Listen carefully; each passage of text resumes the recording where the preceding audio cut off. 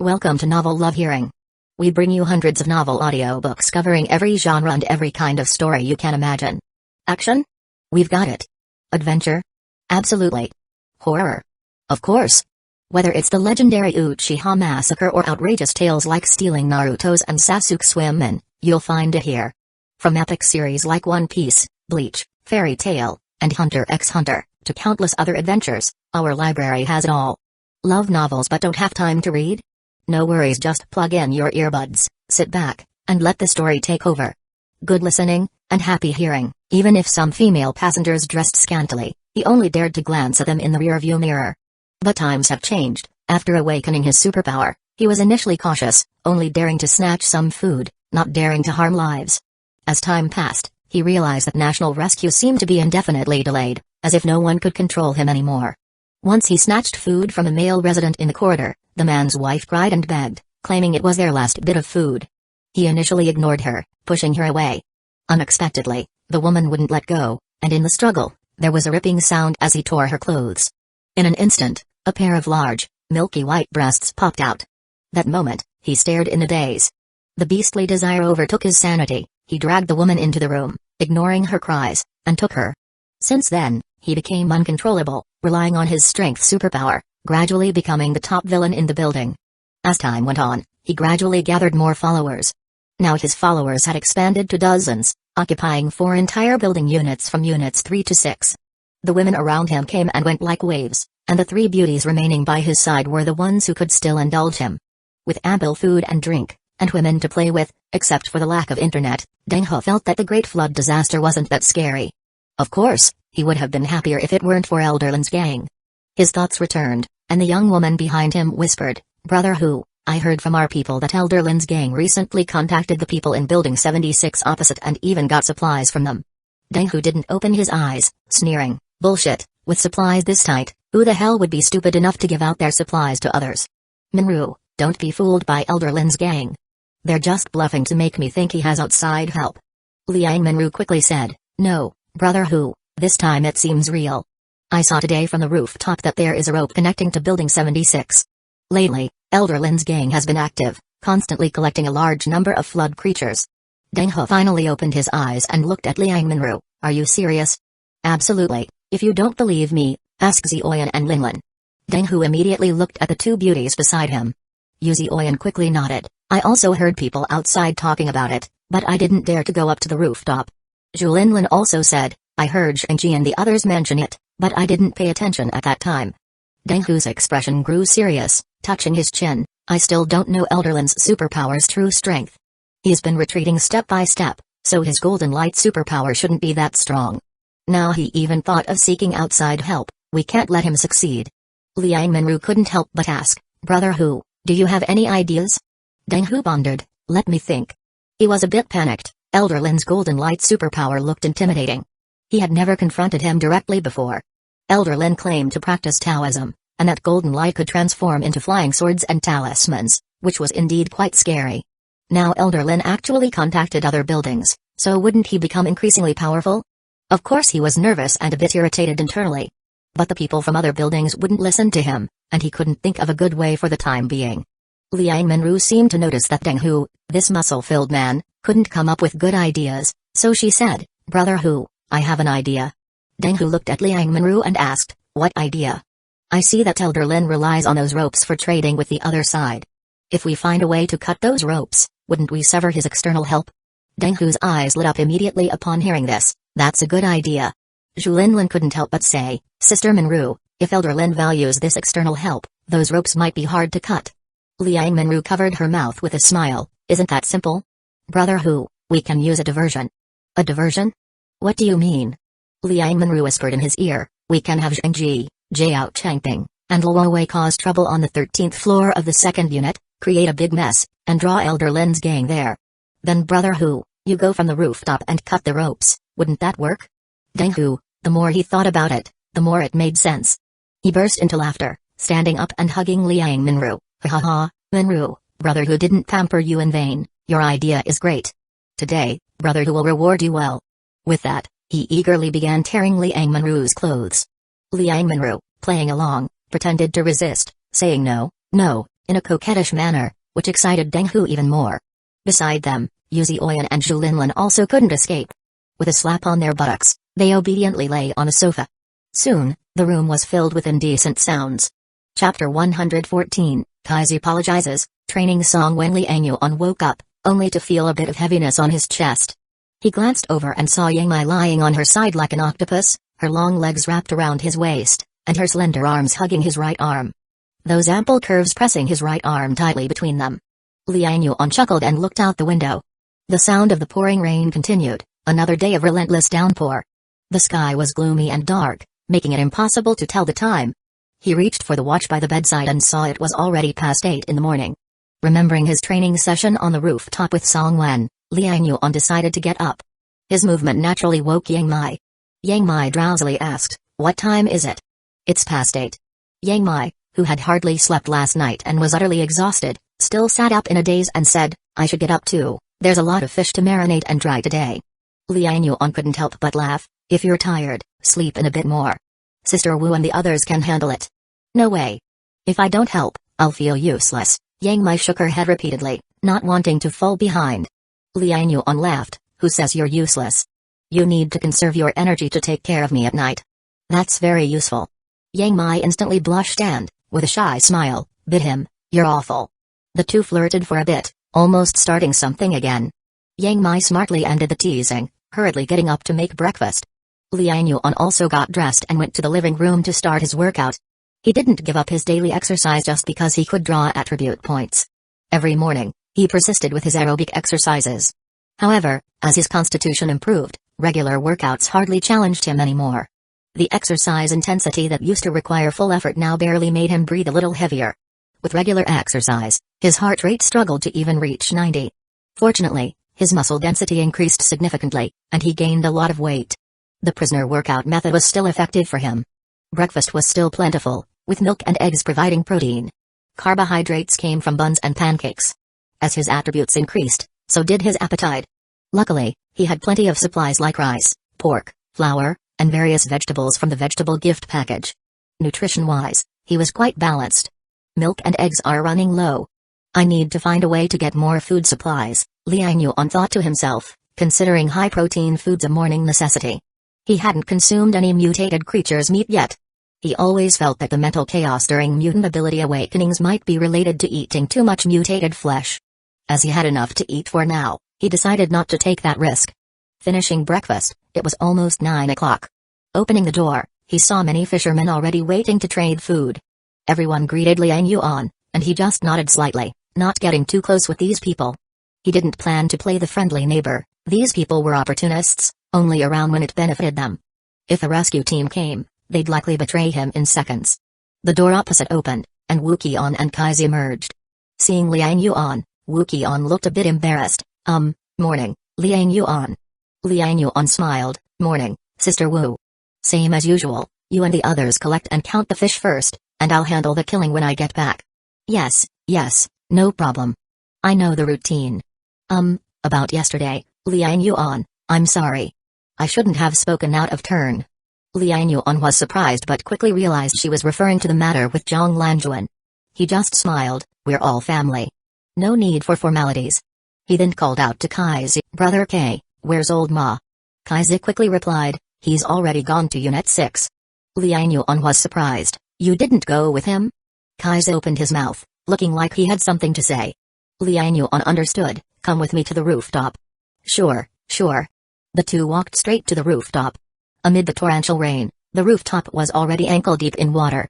Despite the edges being fitted with water troughs, the drainage couldn't keep up with the heavy rain, causing significant water buildup. The rooftop stairwell had been elevated repeatedly, ensuring no rainwater flooded into the corridor. Watching the downpour, Kaizi spoke up, "Liang Yuan, about yesterday, I already gave my wife a good scolding." Liang Yuan raised an eyebrow, smiling. "Brother K, what's this about?" "Sister Wu didn't do anything." Kaizi sighed. "I asked her, and she admitted to accepting benefits from Zhang Lanjuan, so she spoke up for her." Liang Yuan only smiled. Kaizi continued, "I know our current life isn't easy. If we hadn't teamed up against Liu Erlong, we'd probably still be struggling in the corridor. Sometimes I don't understand women. We're well fed and have hope of leaving this concrete prison, yet she still stirs up trouble. All for a few packs of sanitary napkins and some tissues. It's beyond understanding. His face was full of anger as he spoke. Liang Yuan just patted his shoulder, smiling. Brother K, let it go. Chapter 114 Kaiser apologizes. Trains song when getting to this point hasn't been easy for any of us. To be honest, if there's anything I can do to help you guys within my capabilities, I'd do it without hesitation. Let's put this thing with Sister Wu behind us, no need to bring it up again. If you follow me but get nothing in return, this team won't last long either. I just hope that next time, if something comes up, you all can speak directly, without using Sister Mai or anyone else to influence me. What do you think? Kaiser quickly nodded. Don't worry, there won't be a next time. Liang Yuan smiled and said, I believe you, Brother Kai.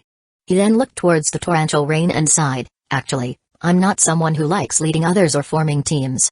Once you get into this, there's always scheming and power struggles. I can be ruthless to my enemies, kill 100, 1,000, or 10,000 without a second thought. But the betrayal of old friends is what hurts the most. Sometimes I think it might be better to have no friends at all and avoid such betrayals. He suddenly laughed and turned his head. Actually, I'm more suited to be a lone wolf, don't you think? One person, free and easy. After all, I have space superpower, storing supplies is easy and they don't spoil. Why drag a whole bunch of people around? Kaiser felt chills down his spine, his heart pounding. He wished he could go back right now and scold his wife until she was in tears, and make her apologize to Liang Yuan on her knees. Every word Liang Yuan said seemed like casual talk, but only Kaiser understood the underlying meaning. Liang Yuan wasn't joking, he truly had the ability to be a lone wolf. Neither he nor his wife Wu Qian had awakened any superpowers. Their current status and treatment were entirely because Liang Yuan remembered the old days. Otherwise, why would he bother dragging along their family like a dead weight? Kaiser smiled bitterly. Liang Yuan, don't think like that. This incident also taught me a lesson. Team dynamics will always have all sorts of troublesome issues. But in today's world, a lone person can't achieve much. Only by banding together can we be stronger. Rest assured, I promise this won't happen again, not from my family. And not just my family, anyone daring to trade our team's interests for personal gain, I'll be the first not to forgive them. Liang Yuan laughed. Brother K, I'm just expressing my feelings, don't get worked up. Like I said, we're all in this together. Once it's over, let's move on and not hold grudges. Alright, I'll do as you say, Kaiser quickly responded. They chatted a bit more, and soon Song Wen arrived. Brother Liang, Brother Kai. She quickly greeted the two, and Liang Yuan nodded. Kaiser, being sensible, said, I'll go help old Ma with the raft, you two talk. Watching Kaiser leave, Liang Yuan sighed inwardly. He wasn't joking earlier, leading a team is really damn exhausting. Everyone has their own thoughts, and he can't control everyone's mind. People are inherently self-interested, and the more chaotic the times, the more they prioritize personal gain. So he actually understood Wu Qian's actions. After all, even he considered his own interests when forming this team. There's nothing wrong with that. But understanding is one thing, it's still annoying when their interests encroach on his own. Perhaps noticing Liang Yuan's mood, Song Wen nervously asked, Brother Liang, shall we continue training? Liang Yuan regained his composure, suppressing his irritation, and smiled at her. Yes. Come with me. He walked into the rain, and as the heavy rain fell on him, it automatically dispersed to either side. This miraculous sight left Song Wen astonished. Brother Liang, how did you do that? Liang Yuan smiled, just a way of using spiritual power. Huh? You've also awakened? Awakened spiritual power? Song Wen was shocked and couldn't help but ask. Liang Yuan smiled, yes, awakened, but not exactly spiritual power. It's related to spiritual power, just much stronger than ordinary people. Let's not talk about that. Come over here and see, some of these plants are rotting. See if you can control them. Song Wen rushed over, despite the pouring rain, fortunately with an umbrella prepared. Under a rainbow-colored umbrella, she ran to a corner and saw the large number of rotting plants, feeling a bit distressed. Oh no, they're all rotting. I should have moved them to my place sooner. She urgently began searching through the plants. There were certainly no surviving plants, as Liang Yuan had already checked them once. Liang Yuan asked, use your mutant ability to sense these plants and see if there's anything salvageable. Song Wen promptly nodded, yes, let me check. She immediately closed her eyes, and Liang Yuan could feel a wave of spiritual power emanate from her. Meanwhile, her palm glowed with a green light. Liang Yuan extended his own spiritual power to sense hers. Song Wen's spiritual power level is around 5 points. It seems that most newly awakened mutant ability users can rapidly grow to around 5 points in their breakthrough area. But her spiritual power has this green glow, which should be why she can control plants. It's different from Mother Spirit superpowers, so is this considered a skill? Chapter 114 Kaiser apologizes, trains Songwen Liangyu on guest, but couldn't classify it properly. Because this spiritual power contained a green energy body. That green energy body was not just spiritual energy, but materialized energy with a tangible form. You could see this from the green light in Songwen's palm. As Songwen's spiritual energy seeped out, that green energy quickly dispersed following the guidance of the spiritual power. In the corner, in a flower pot of climbing vine that had long wilted, a touch of green suddenly broke through the soil rapidly, defying the heavy rain. There's a climbing vine still alive here. Songwen exclaimed with joy, controlling her superpower to guide the growth of the climbing vine towards herself. In just a few moments, the climbing vine spread to her side with astonishing speed. The climbing vine seemed to be alive, swirling around her. Liangyu watched this scene, feeling quite amazed. Is the rapid growth of this climbing vine due to your superpower? Songwen nodded and said, yes, I feel it's absorbing my energy, so it listens to me. Liangyu pondered and asked, to what extent can you make it grow? Well, this is already the limit. The climbing vine can only grow this thick. As for the length, it could grow longer, but I feel like my energy is running out. Songwen said helplessly, with a bitter face. Liangyu started to think. This superpower promotes plant growth, which allows control over plants. But the drawback is it consumes superpower. From earlier till now, this vine has grown about 10 meters. Songwen had already consumed a significant amount of energy. Seeing him silent, Songwen couldn't help but say, Brother Liang, is my ability useless? There are few plants now, and it seems I can only make them grow faster. Liangyu came to his senses upon hearing this and smiled, saying, how could it be? Your ability is very useful. Come, try controlling it to attack me. Songwen was startled. Attack? How do I attack? Imagine it as a whip. Have you seen those martial arts masters in movies wielding whips? Think of it as a long whip. It can strike, entangle, bind. Songwen's eyes lit up. I'll try. Immediately, she manipulated the climbing vine to quickly whip towards Liangyu. Liangyu stood still, not dodging, and reached out to grab the whipping vine. With a smack, the vine struck Liangyu's arm. But with Liangyu's constitution and defense, he was not bothered by this level of attack. Liangyu shouted, continue. Songwen hurriedly tried to withdraw the climbing vine. However, Liangyu held it tightly, and with a snap, the vine broke. Liangyu shook his head. I didn't tell you to pull it back. It wrapped around my hand. You should continue controlling it to change directions and start binding other parts of me. Don't know how to bind? Tie my hands or use the vine to strangle my neck. All these can control the enemy. Also, if the vine breaks, you need to respond quickly and make it grow new tendrils immediately. Again. Liangyu scolded, and Songwen quickly learned the method taught by Liangyu. The second time, the climbing vine was indeed more agile. As soon as it touched Liangyu, it grew rapidly, wrapping around his hands, then swiftly started entangling his neck. Moreover, she had some innovation, having the vine quickly burrow into Liangyu's mouth, nose, and ears. This 7 apertures attack was quite interesting. Liangyu was satisfied, and the next moment, he exerted his power and pulled fiercely with his arms. Snap, snap, snap. The climbing vine instantly broke, scattering everywhere. Songwen remembered Liangyu's words, quickly activating the vine to grow new tendrils. However, within a short moment, Liangyu had already rushed over. He did not sprint but ran at the normal speed of an ordinary person. Songwen panicked, hurriedly controlling the vine to turn back and entangle Liangyu. Liangyu advised while running, don't stand still. You're not a plant. If the enemy comes, won't you run? Songwen immediately reacted and quickly turned to flee. But the next moment, she felt a tight squeeze on her neck, grabbed by a big hand. Songwen was shocked, dropping her umbrella to the ground. Heavy rain instantly poured down, drenching her completely. The loose t-shirt clung to her curvy figure under the rain. The white bra inside held up her round breasts, vaguely visible. Ah! Songwen exclaimed. Liangyu's spiritual power formed a shield to block the rain for her. He glanced at the magnificent sight, and calmly let go. Remember, when fighting, even if you run, don't turn your back on the enemy. Also, while I chase you, apart from running, you can use plants to create obstacles for me. Don't always try to strangle my neck or bind my hands with a vine. It can entangle my legs to hinder my pursuit. Songwen blushed, nodding repeatedly. She unconsciously crossed her arms over her chest, trying to cover herself. However, Little did she know that this action made her full breasts more prominent and gathered.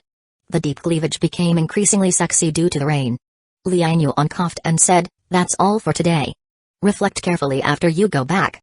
Recently, you should visit Granny Lee's place more often. There are many plants in the plant room, see if any are better suited for combat. Ordinary plants like climbing vine have poor toughness, they're too easily torn or broken." "Oh, I understand." Songwen nodded, blushing. "Head back." Songwen hurriedly picked up her umbrella, ready to flee. Suddenly, Liang Yuan thought of something and called out, "Wait." Songwen paused, turning to look at Liang Yuan. Liang Yuan took off his own t-shirt and handed it to her. "Wear mine. There are lots of people downstairs, it might cause a commotion." Songwen looked down at her soaked upper body, her pretty face flushing red. Thank you." Chapter 115, Songwen returns clothes. Stones fly from the building. The rain poured down, soaking the girl's clothes. She held Liang Yuan's t-shirt, feeling rather awkward. If she put it directly on, this one would get wet as well. But if she took off her soaked clothes, she would be left in just her underwear. The key point was that Liang Yuan was here too. Liang Yuan understood her awkwardness and said, "You change clothes first, I'll go check on the 6th unit." He walked with his upper body bare, not afraid of getting wet in the rain. After all, he had spiritual power enveloping him, which could block the wind and rain. Liang Yuan turned around, climbed over the low wall on the rooftop, and disappeared into the rain. Songwen breathed a sigh of relief, looked around, and seeing no one, quickly went to a corner and changed into Liang Yuan's clothes. Liang Yuan's clothes were large, covering her down to below her buttocks. Thinking of Liang Yuan's muscular upper body, her face flushed slightly. "PFFT, Songwen, what are you thinking? Brother Liang has sister Yang Mai." She chastised herself and quickly grabbed an umbrella and went downstairs. Passing by room 3201, Yang Mai was registering the fish catches of the outside residents. With a quick glance, she immediately saw Songwen in the crowd. Instinctively, she wanted to say hello, but then she noticed the clothes Songwen was wearing. The words she was about to say were swallowed back down. "Isn't that the t-shirt my brother wore this morning? Why is it on Songwen?" Yang Mai's mind was in turmoil and didn't dare think further. "Yang Mai? Yang Mai?" Wu Qian called her twice, snapping her out of her daze. "Huh? What's up? What are you daydreaming about? This elder brother has caught 8 fish and 4 seashells, can we count it as 10 fish?" Wu Qian asked with a smile. Yang Mai nodded quickly, "Sure." She put aside her chaotic thoughts and began to focus on her work again. No one noticed that her fingers gripping the pen were turning white from the pressure. On the rooftop of the 6th unit, Liang Yuan saw that Magekyō and Kaizi had already started on the wooden raft's framework. The base of the raft was almost complete. The bottom was stacked with plastic and bonded with sea cucumber glue, forming a chew-on-shaped base. 3 hollow steel tubes were laid on top as the main structure of the base. Wooden boards were then laid on the 3 hollow tubes, again bonded with sea cucumber glue. In the center, a steel tube was erected to make the sail. A small shelter was built around the steel tube to block the rain. Since this raft was a practice model, it was not very large, only about 20 square meters.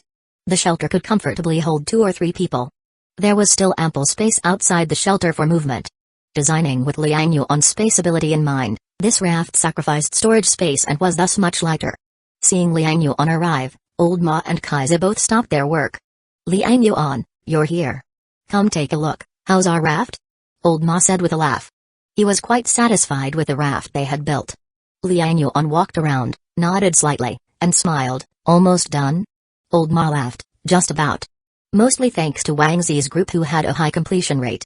And since this small raft doesn't require much, as long as it can carry 3 or 4 people, the progress was faster. But my design allows for later expansion, even attaching it to the Unit 1's raft is possible. We would just need to connect them, increase the base area, and scale up the raft. No problem in normal conditions, but handling a violent storm would be a challenge," Old Ma said helplessly. Kaizi added, "It shouldn't be a big issue. Despite the heavy rain, the city's flat terrain means there's no significant water flow and waves should be minimal. I think we can make it to Sun Mountain without a problem." Liang Yuan nodded slightly, agreeing with their analysis. He smiled and said, "Great, let's finish up in the next couple of days and do a water test." Kaizi nodded, then suddenly asked, "Why aren't you wearing a shirt? Exercising?" Liang Yuan mumbled an affirmation as he brushed it off. Then he asked, "How is the sea cucumber glue working out?" At the mention of this, both their eyes lit up. "It's fantastic. I've never seen such glue," Old Ma said excitedly. Kai's also smiled. This stuff is really good. It sticks to plastic, steel pipes, wood, everything. And once it's bonded, it's nearly impossible to separate. We would need a saw or an axe. Liang Yuan laughed, as long as it works. I collected a few more sea cucumbers yesterday, so the glue supply should be sufficient. If Unit 1's raft needs glue, come and take it from my place. The two were overjoyed and nodded repeatedly. The sea cucumbers had become a strategic resource, with Liang Yuan not allowing any to be killed, saving them all for glue production. He pressed them daily to ensure not a drop of glue was wasted. Thanks to his storage space, he didn't worry about the glue solidifying immediately. He simply stored it in the space, keeping it in its liquid form. After discussing possible improvements for the raft for a while, they suddenly heard Song Wen's voice from the entrance of the 6th unit. Brother Liang. The three turned to see Song Wen standing prettily at the door, holding a black t-shirt. She had changed clothes, and the black t-shirt she held was not Liang Yuan's previous one. It was unknown where she got it from. Chapter 115 Song Wen returns clothes. Flying stones from the building. Kai's and Old Ma exchanged a glance and laughed, feigning a discussion about the raft and walking away. Liang Yuan glanced at the two astute men, shook his head slightly but did not explain, and then walked towards Song Wen, asking, "For me?" Song Wen's pretty face turned slightly red. "Yes, I got your previous one wet. I brought you a new one. I'll wash the old one and return it to you later." She handed the clothes in her hand to Liang Yuan. Liang Yuan took it and shook it, seeing the Wenbao art font design on it. He couldn't help being slightly stunned. Song Wen's face turned even redder, quickly explaining, "I used to be a streamer. This was a custom benefit for my fan group, hence the print. Don't misunderstand. I don't have other men's clothes at home." Liang Yuan smiled and said, "It's just clothes, no misunderstanding." He put it on, and it fit perfectly. As Song Wen looked at the text with her nickname on his chest, her face became even more flushed. She spoke softly, "I'll go back now." Liang Yuan nodded, "Go ahead. Take charge of the 3rd unit." "Okay." When Liang Yuan returned to Old Ma and Kai's, they stared at his t-shirt with an indescribable look. But it was inappropriate to ask, so they tactfully avoided the topic, focusing on discussing the raft construction. Soon, a rush of footsteps echoed down the corridor.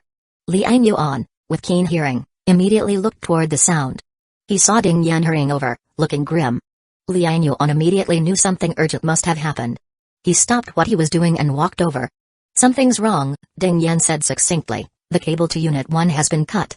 There hasn't been a response from the 75th building. Elder Lin and his team might be in trouble." Liang Yuan frowned and turned to look at the 75th building, standing in the pouring rain across from them. What could have happened? The 75th building was also one of his points earning channels. Every day, they would deliver 60 to 70 fish yields, which equaled a significant amount of points. The cable cut meant he'd lose a substantial amount of points. He couldn't ignore it. "Let's go and check it out," he said. They didn't descend but climbed over the low wall from the rooftop to Unit 1. Sure enough, the cable connecting Unit 1 to the 75th building was completely severed. Only the ropes swung in the wind. Liang Yuan stared at the opposite building. With his eyesight, he could only see someone moving in the rain. Was it that person? Liang Yuan speculated who the person was. Elder Lin's enemy? This act seemed targeted at Elder Lin. "It seems 75 isn't peaceful either. Elder Lin might be in trouble," Ding Yan said, arms crossed, looking at the 75th building. Liang Yuan said, "We have many superpower users here. It's not surprising if a few superpower users awaken in the opposite building.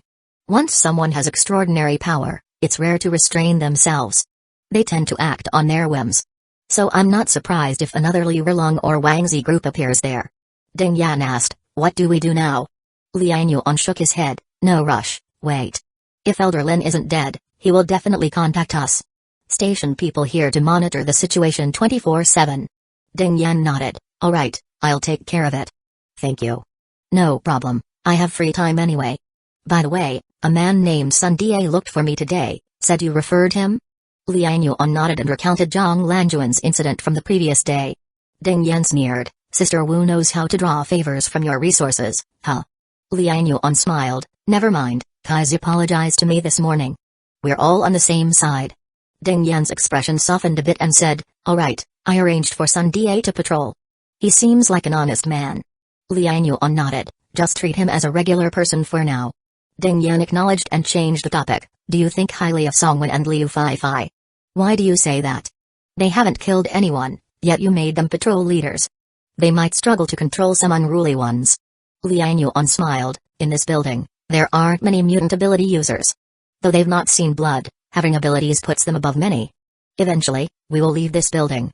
Our focus should be beyond this building, on the people outside. Apart from various mutated creatures, the most caution should be on our kind. They're the homeowners here, our neighbors.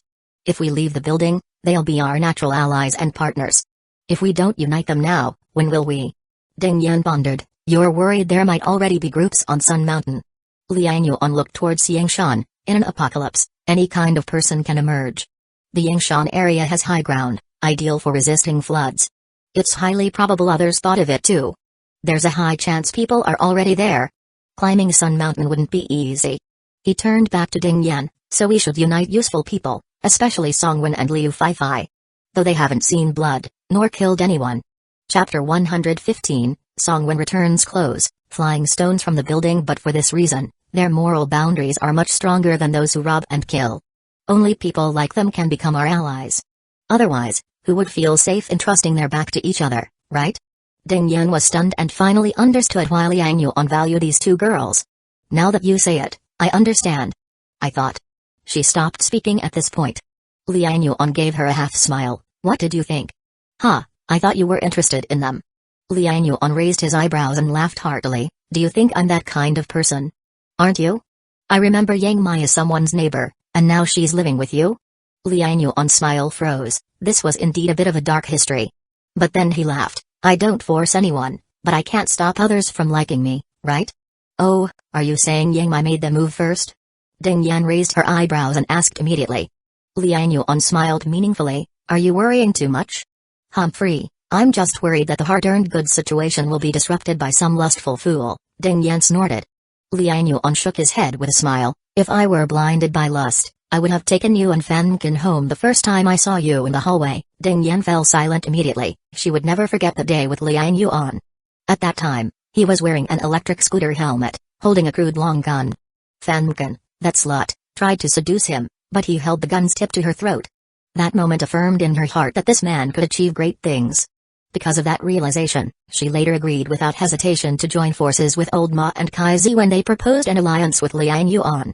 At that time, she didn't trust Old Ma and Kaizi, she trusted Liang Yuan. Only someone who could resist the temptation of beauty was someone she could safely ally with. However, now she found that Liang Yuan seemed too resistant to beauty. She had tried getting close to him several times, but he always subtly pushed her away. This made her start questioning her own charm. Boom. As they were speaking, a sudden roaring sound filled the air. Soon, they saw a dark shadow swiftly shooting from the opposite building. Liang Yuan immediately pulled Ding Yan and darted to the right. Bang! A concrete slab crashed onto the rooftop, just a few meters away from them. The floor trembled, large cracks appeared in the waterproof paint, and water splashed up. Liang Yuan's face turned grim as he turned to look at Building 75. Through the rain, he vaguely saw a figure standing on the rooftop, seemingly staring at them. Ding Yan, after recovering from the fright, pushed Liang Yuan aside angrily. Bastard! She rushed to the slab, grabbed it, empowered her hands, and then fiercely swung her arms like throwing a shot put. Whoosh! After a turn, she used the massive inertia and let go abruptly. The slab whizzed through the air, roaring towards the opposite side. Covering 100 meters, it nearly reached the target instantly. The slab crashed onto the opposite building. However, the accuracy was off by about 5 to 6 meters from the dark figure. Nonetheless, it startled the figure, who clearly made a dodging move. Come on, bastard, try throwing another one. Ding Yan shouted angrily, her voice thunderous and carrying far. Liang Yuan was taken aback and couldn't help but stand up and ask, your voice is that loud? Upon hearing this, Ding Yan's fierce expression froze, and she turned to Liang Yuan. I empowered my vocal cords, greatly increasing the sound's penetration power. Liang Yuan was stunned. The empowerment can be used like that? I only recently thought of it, Ding Yan explained. Liang Yuan couldn't help but say, impressive. Although everyone's mutated ability is different, each superpower has its uniqueness. Deep exploration can lead to unexpected developments. You probably have the highest combat talent among us. Liang Yuan's compliment made Ding Yan smile. Why did that person attack us? She didn't get complacent but instead wondered about the other person's behavior. Liang Yuan also looked at the opposite side thoughtfully. It seems that slab was a warning. The person deliberately showed their strength, indicating they are a mutant ability user. Even across the building, they can hunt us down by throwing stones. That bastard, What do we do now? Should we teach him a lesson? Ding Yan said angrily. Liang Yuan was not angry but said, it seems this person is a strength-type superpower user. That slab was probably 10 kilograms, right? Ding Yan nodded. More than that, probably over 13 kilograms. Such a heavy slab, an ordinary person wouldn't be able to throw it 100 meters. Even you need to use a shot-put technique to throw it. But the opponent clearly didn't use a throwing posture. Liang Yuan recalled the person's posture when they threw the slab. It was indeed just a direct arm swing. It looks like, purely in terms of strength, they surpass you. Ding Yan's expression grew serious. She was not a strength-type superpower user, but she temporarily increased her explosive power using her empowerment superpower. This explosive power consumes energy from the empowerment. But if the opponent is purely a strength-type superpower user, then in sustained combat, she might not be their match. Unless her empowerment-generated explosive power could completely crush the opponent. Thinking of this, she couldn't help but look at Liang Yuan. Then what should we do? Liang Yuan thought for a moment and said, go and find Zhao Kai. A cold look flashed in his eyes. Originally, I planned to wait until Elder Lin came begging. But now it seems this superpower user is too arrogant. If we don't show them some colors, they'll really underestimate us. Chapter 116, Underwater Attack. Crossing 100 meters of water. Brother Liang, you were looking for me? Before long, Ding Yan brought Zhao Kai up. Liang Yuan asked, how's your superpower coming along?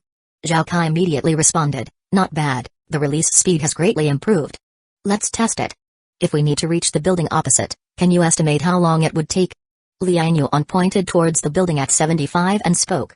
Zhao Kai turned his head. Liang Yuan had already told him that once his frost superpower was honed, he would take him to explore the surrounding buildings. So lately, he had been practicing the speed of activating his superpower. He estimated and said, from here to that building, it's about 100 meters. I freeze the surface of the water to form ice blocks.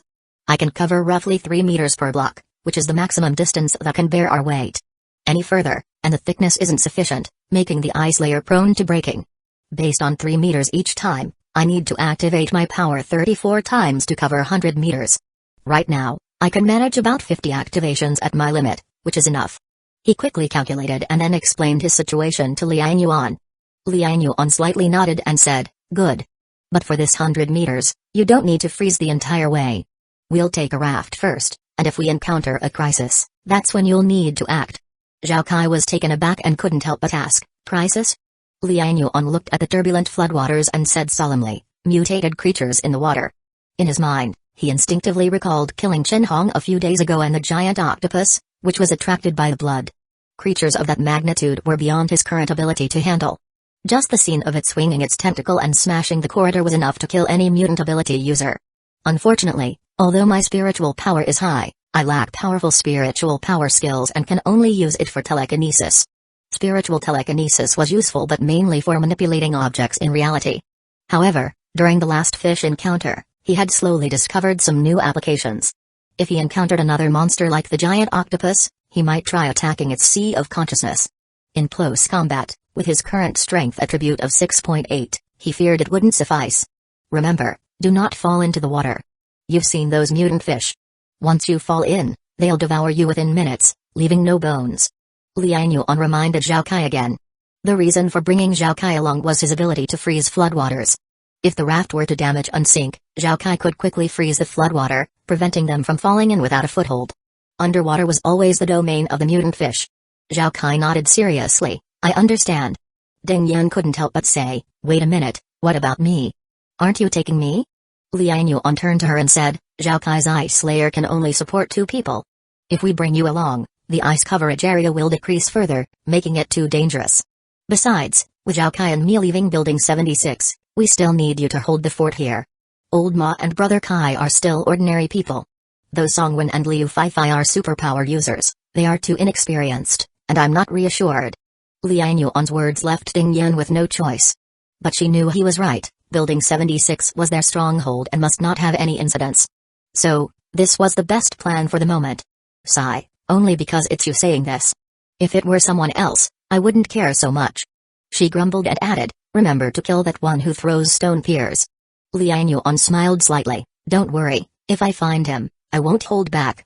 Well then. Be careful. Liang Yuan nodded and immediately took Zhao Kai to the 13th floor.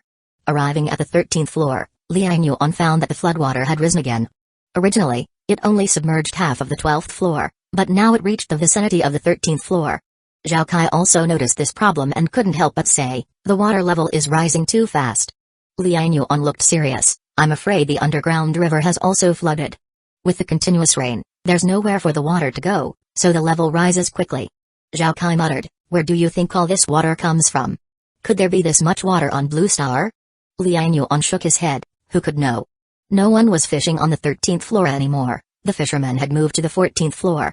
At the 13th floor stairway, some people had set up fish traps, and in rooms 1301 and 1302, people were casting nets by the windows. As for the fish nets, they were simply made from mosquito nets and other similar materials. The durability wasn't great but was somewhat useful, and with luck, they could catch a few fish. Liang Yuan and Zhao Kai entered the living room of 1301. The owners casting nets saw Liang Yuan and immediately greeted him respectfully. Mr. Liang.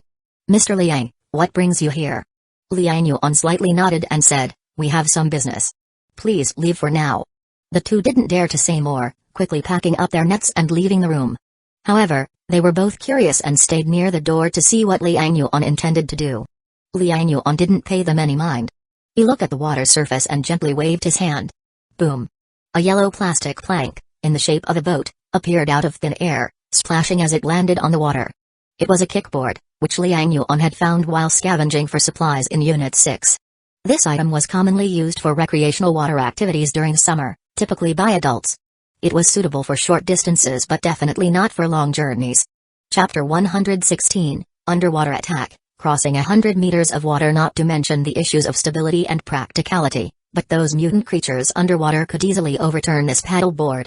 However, using it for a short 100-meter sprint right now is just perfect.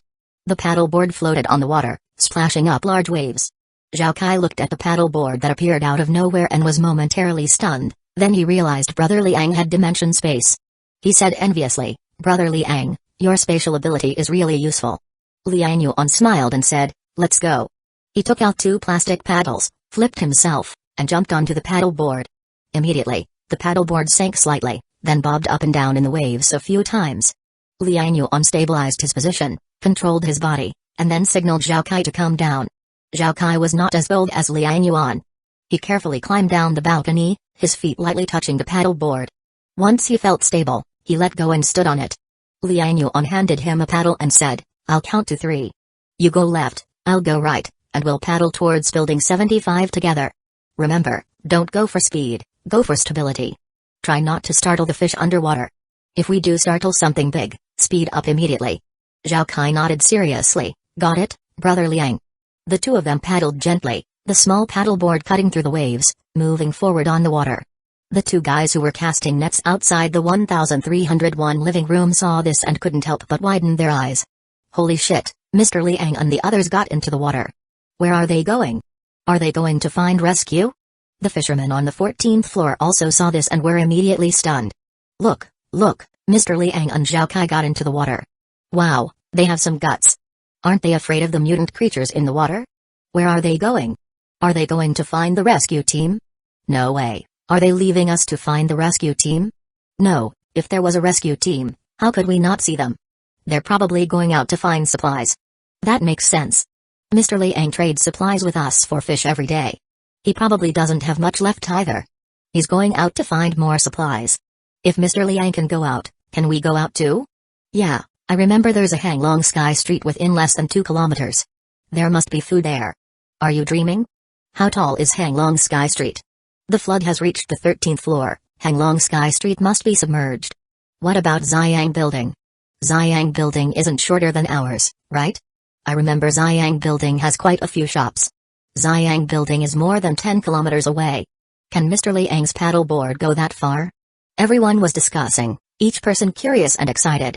Since the Great Flood began, no one dared to leave, and those who did never returned. At first, people thought those who left found a better place. As the flood grew, various mutant fish appeared in the water. People gradually realized those who left probably didn't find a good place but became fish food. So, a long time ago, no one dared to go into the water and leave the building. This time, Liang Yuan taking Zhao Kai into the water in front of everyone's eyes naturally aroused everyone's curiosity.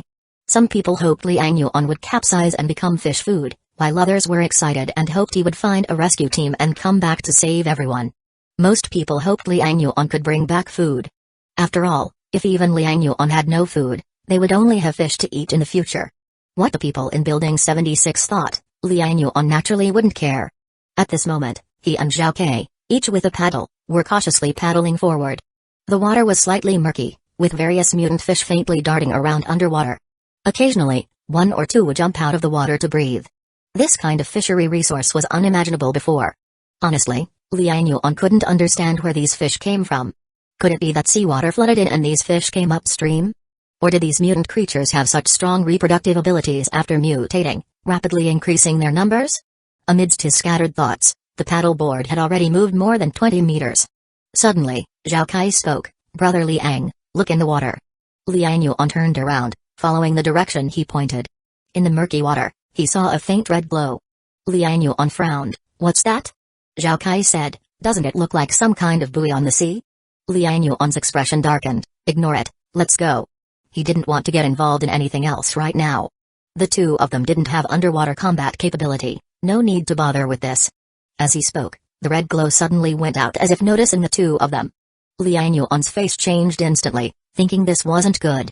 The next moment, a violent undercurrent surged from underwater. In an instant, the paddleboard shook violently. Liang Yuan immediately shouted, "Paddle quickly." Zhao Kai stumbled, quickly swinging his arms and paddling furiously. The two worked in unison, pacing together, keeping their direction aligned. In a flash, the paddleboard shot forward like an arrow, cutting through the waves, darting towards Building 75. Crash! Just as the paddleboard shot out, huge waves erupted from underwater. Instantly, a figure followed the waves and soared into the air. In the heavy rain, Liang Yuan caught a glimpse of the figure. His pupils constricted with a hint of disbelief. Chapter 116, Underwater Attack. Crossing 100 meters of water, Zhao Kai saw his face change drastically and couldn't help but want to turn his head. Liang Yuan yelled sharply, "Don't look, row." Upon hearing this, Zhao Kai immediately lowered his head and rowed vigorously. Their speed was extremely fast, but the water waves behind them broke the air, and the thing underwater turned out to be even faster. It was only a matter of seconds before a huge wave rolled in with a crash. The thing had already caught up. The paddleboard was instantly flown and tilted by the water waves. Liang Yuan's spiritual power suddenly erupted, like an invisible hand, firmly stabilizing the paddleboard. At the same time, he suddenly turned around and slammed the paddle hard against the water's surface. Boom! It was as if a depth charge had exploded, the water surface directly blasted, splashing waves several feet high. A sharp high-frequency scream rang out from underwater. Ah! The sound was extremely eerie, like a night owl, accompanying its wailing. A visible sound wave burst forth, shattering a large swath of water and sweeping towards the paddleboard. Zhao Kai couldn't care about rowing anymore, quickly turned his head to look behind. One look and his eyes widened in shock. What the hell is that? In the midst of the water waves, a creature covered in green and yellow vertical stripes appeared, shaped like a human with 4 limbs. Its head was flat, its mouth wide, and its eyes were big and round, with enormous swollen eyelids that looked like a large pouch growing on its eyeballs. Its face had no nose, only 2 nostrils, and its eyes emitted a ruby-like scarlet light. Zhao Kai was stunned. It was the first time he had seen such a creature. The key was that this creature looked somewhat similar to humans, not only having 4 limbs but also facial features. Except for missing a nose, ears, and hair. Were basically similar. Moreover, its body size was almost as big as a human. At this moment, it manipulated the water flow, moving swiftly within the crest of the waves.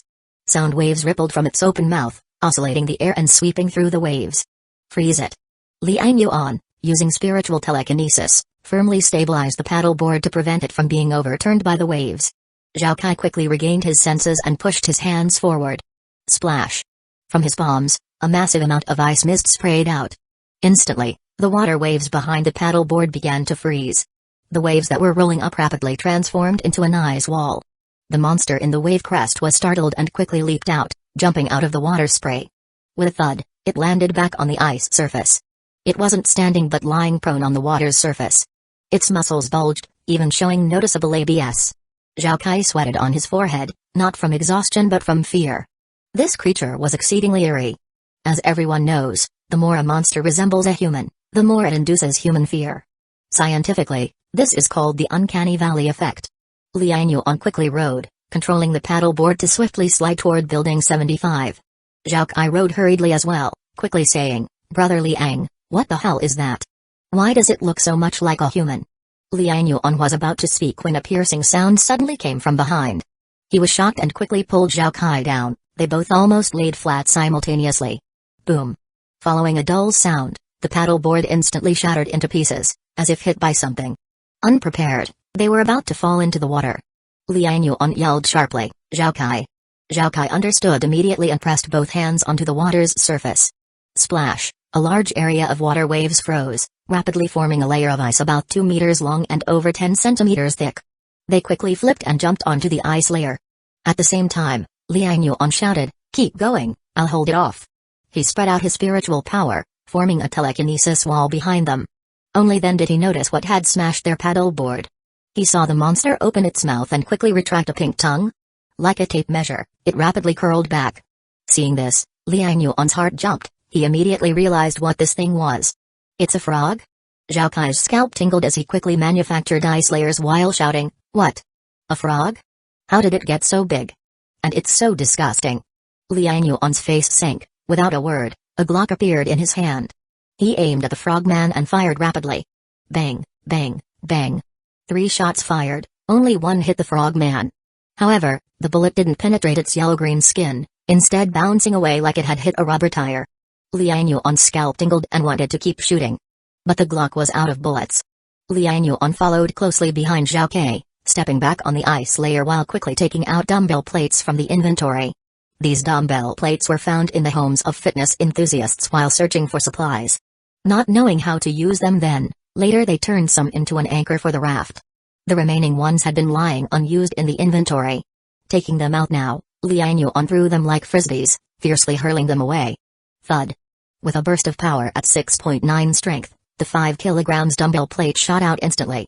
The air whistled as the frogman opened its mouth and quickly launched its tongue. Thump.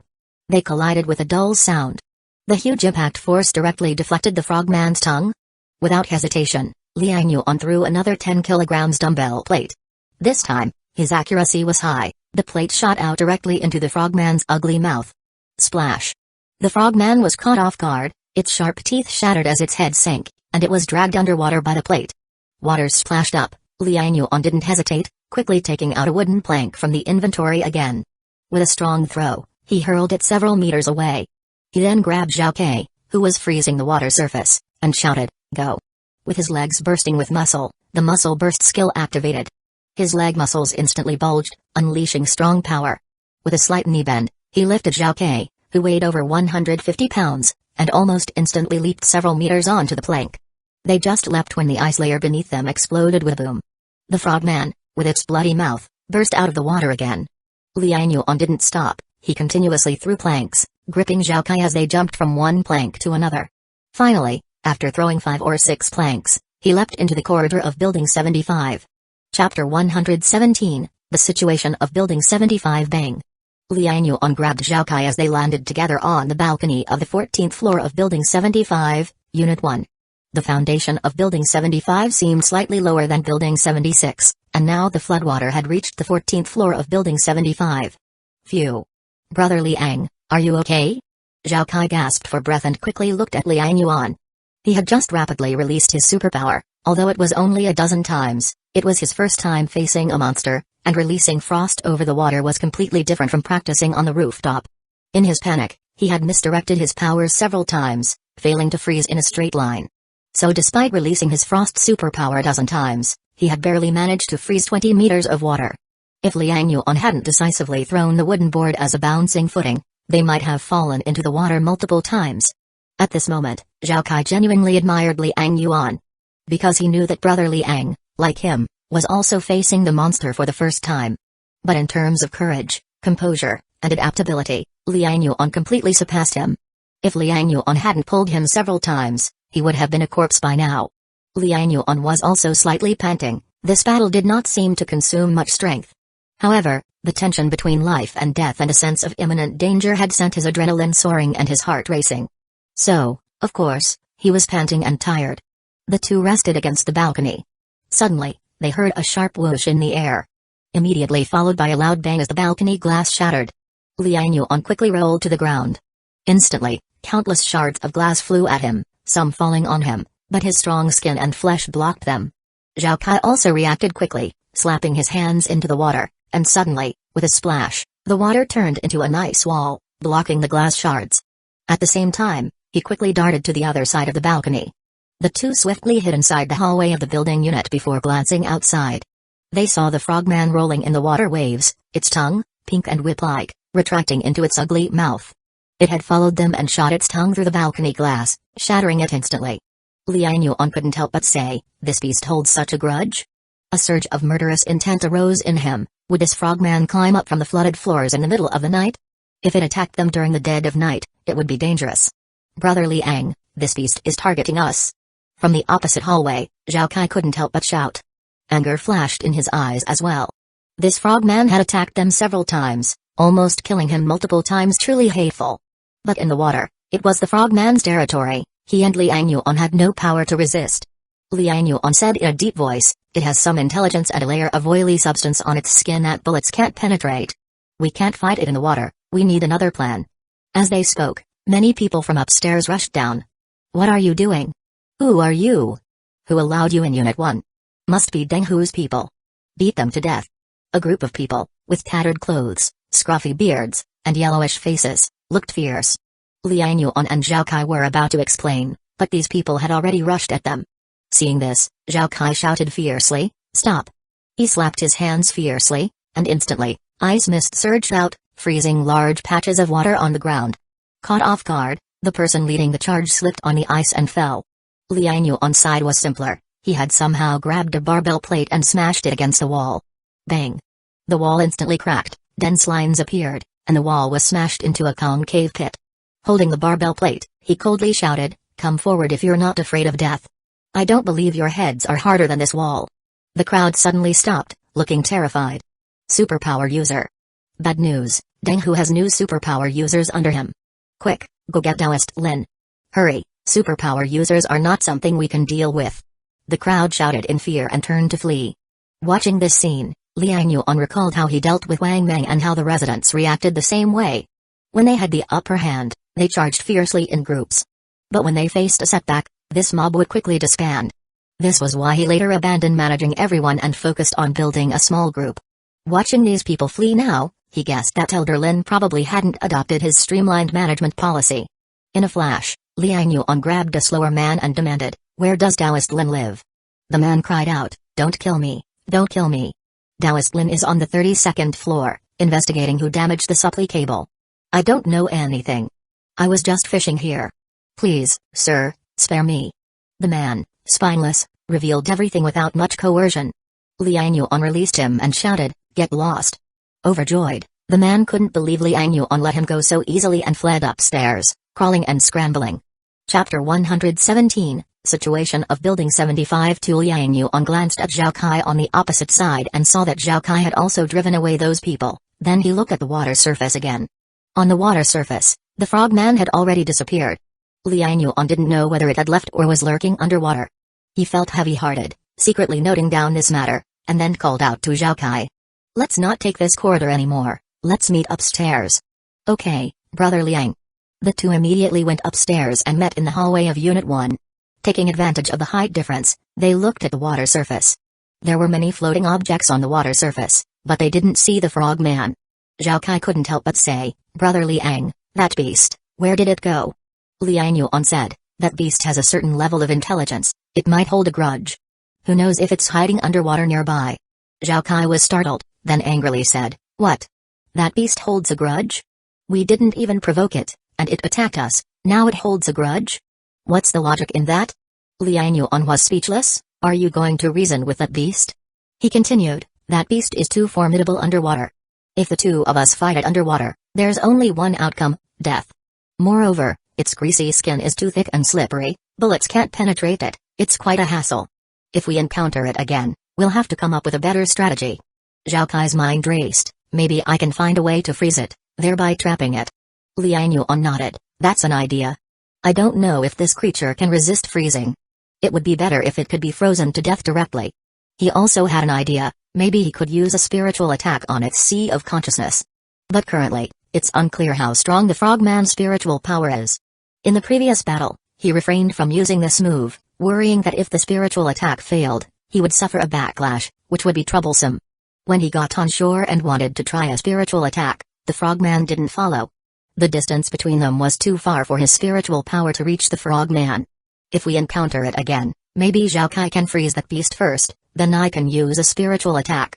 This way, even if the beast has strong spiritual power and I suffer a backlash, I would still have time to evade. It seems that if I intend to draw lots, I should keep enhancing my spirit attribute. Without the Glock, he's lacking in long-range attacks, and spiritual power is his only long-range means now. Let's not talk about this anymore, let's go to the rooftop terrace. The rooftop terrace? Elder Lin and the others are over there. Zhao Kai nodded and followed Liang Yuan, quickly going upstairs. Along the way, they saw many people living in the corridor, and various household items in the corners of the hallway, like pots and pans. Luckily, they didn't witness any gruesome tragedies. Zhao Kai couldn't help but say, it seems Elder Lin and the others have been maintaining order here. He knew very well that if no one maintained order, the situation here would be very different. Thinking back to when Liu Erlong and the others controlled Unit 1, how the owners live there. Women selling their bodies for food everywhere in the corridors, and evildoers committing rape and robbery in broad daylight. Liang Yuan nodded, his impression of Elder Lin improved a bit. At least this man wasn't as unscrupulous as Liu Erlong. Such a person was someone they could cooperate with. They arrived at the 32nd floor and were about to continue to the rooftop when a few strong men blocked them. The burly, tall man in front frowned and shouted, "Stop!" He stood up, towering at nearly 1.9 meters, half a head taller than Liang Yuan. "Which floor are you from? Do you understand the rules? How many times has Taoist Lin said, no entry to the rooftop?" Liang Yuan spoke up, "I'm looking for Elder Lin, tell him I'm from the opposite side, named Liang Yuan, he'll know." The burly man was stunned upon hearing this and looked at Liang Yuan in disbelief. You're Mr. Liang?" He seemed surprised, then shook his head repeatedly, "Impossible, that's impossible, how could you come over?" Liang Yuan raised an eyebrow, "You know me?" The burly man said, "I guard the megaphone every day, how could I not know Mr. Liang?" "How can you prove you are Mr. Liang?" Liang Yuan laughed, "So you are Shihezu?" Shihezu snorted, not buying it. Many people knew his name. In this building, who didn't recognize Shihezu? Liang Yuan learned about Shihezu from Mangekyō. He was the one responsible for contacting Mangekyō. Afterward, Liang Yuan called Mangekyō over to construct a wooden raft, and someone else was put in charge of the megaphone. Consequently, Liang Yuan hadn't heard about the situation here for a while. Liang Yuan immediately said, "Call Elder Lin over, and I'll speak to him face to face, won't that do? You think you can see him just like that? Taoist Lin is busy right now. Aren't you people from Denghu? You look unfamiliar." Someone behind Shihezu couldn't help but shout. Liang Yuan frowned and didn't want to waste words, so he stepped forward, "Then try stopping me." Shihezu immediately pushed Liang Yuan's shoulders with both hands. "Are you looking for trouble?" He was tall and big, and in Elder Lin's team, he was considered quite strong. But with that push, Liang Yuan didn't move an inch. Instead, Shihezu was shoved back several steps by his own force. He couldn't help but change his expression, becoming a bit unsure. Liang Yuan, shorter than him, stood firmly in place. Liang Yuan didn't stop walking, continuing forward. Shihezu, unconvinced, rushed at Liang Yuan this time, shouting, "Stop!" However, Liang Yuan extended his hand, with a bang, pressing down on Shihezu's shoulder as he rushed at him. Chapter 117, Situation of Building 75-3. Then, in full view of everyone, he suddenly lifted him with one hand. In an instant, the more than 200-pound Shihezu was surprisingly lifted up by Liang Yuan with one hand. Suspended in midair, his limbs flailing wildly, he screamed in horror, let go of me." Zhao Kai, on the side, couldn't help but burst into laughter. "And you dare to mess with Brother Liang? Know your limits." With a flick of his hand, Liang Yuan threw the 200 pounds of Shihezu like a meatball, slamming into the crowd opposite. With this throw, the crowd was knocked off their feet, falling with cries of pain. Shihezu wasn't hurt from the fall, but the lackeys on the other side were badly hit. His eyes widened in disbelief. You're a superpower user? A strength-type superpower user?"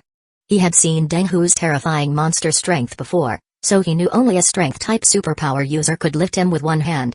He used to lift others this way himself. Liang Yuan stepped over them, snorted coldly and said, "Since you know superpower users exist, don't be so foolish to block people next time. At least inform your boss." Who do you think you are to demand an audience like this? Is Elder Lin the Emperor of Heaven? With a light snort, he walked onto the rooftop. In the sky, heavy rain poured down, but as it reached Liang Yuan's head, it was blocked by an invisible spiritual barrier. The water flowed along the barrier, forming a curtain of water. Standing within the water curtain, the transparent, invisible spiritual barrier took on the shape of a spherical water form, clear to see. Zhao Kai quickly followed, not having such a convenient show-off ability.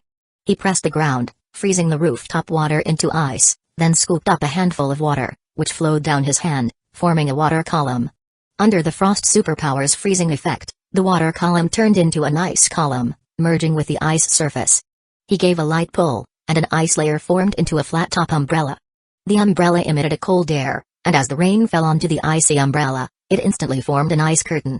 This way, he too could shield himself from the torrential rain. Their unique entrance drew the attention of Elder Lin, Yang Shenmen, and others on the rooftop, who were in the midst of discussions. Seeing the ice umbrella and water ball, Elder Lin's face changed color.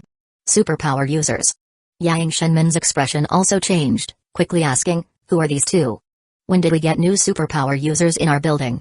As they spoke, Liang Yuan and Zhao Kai had already approached.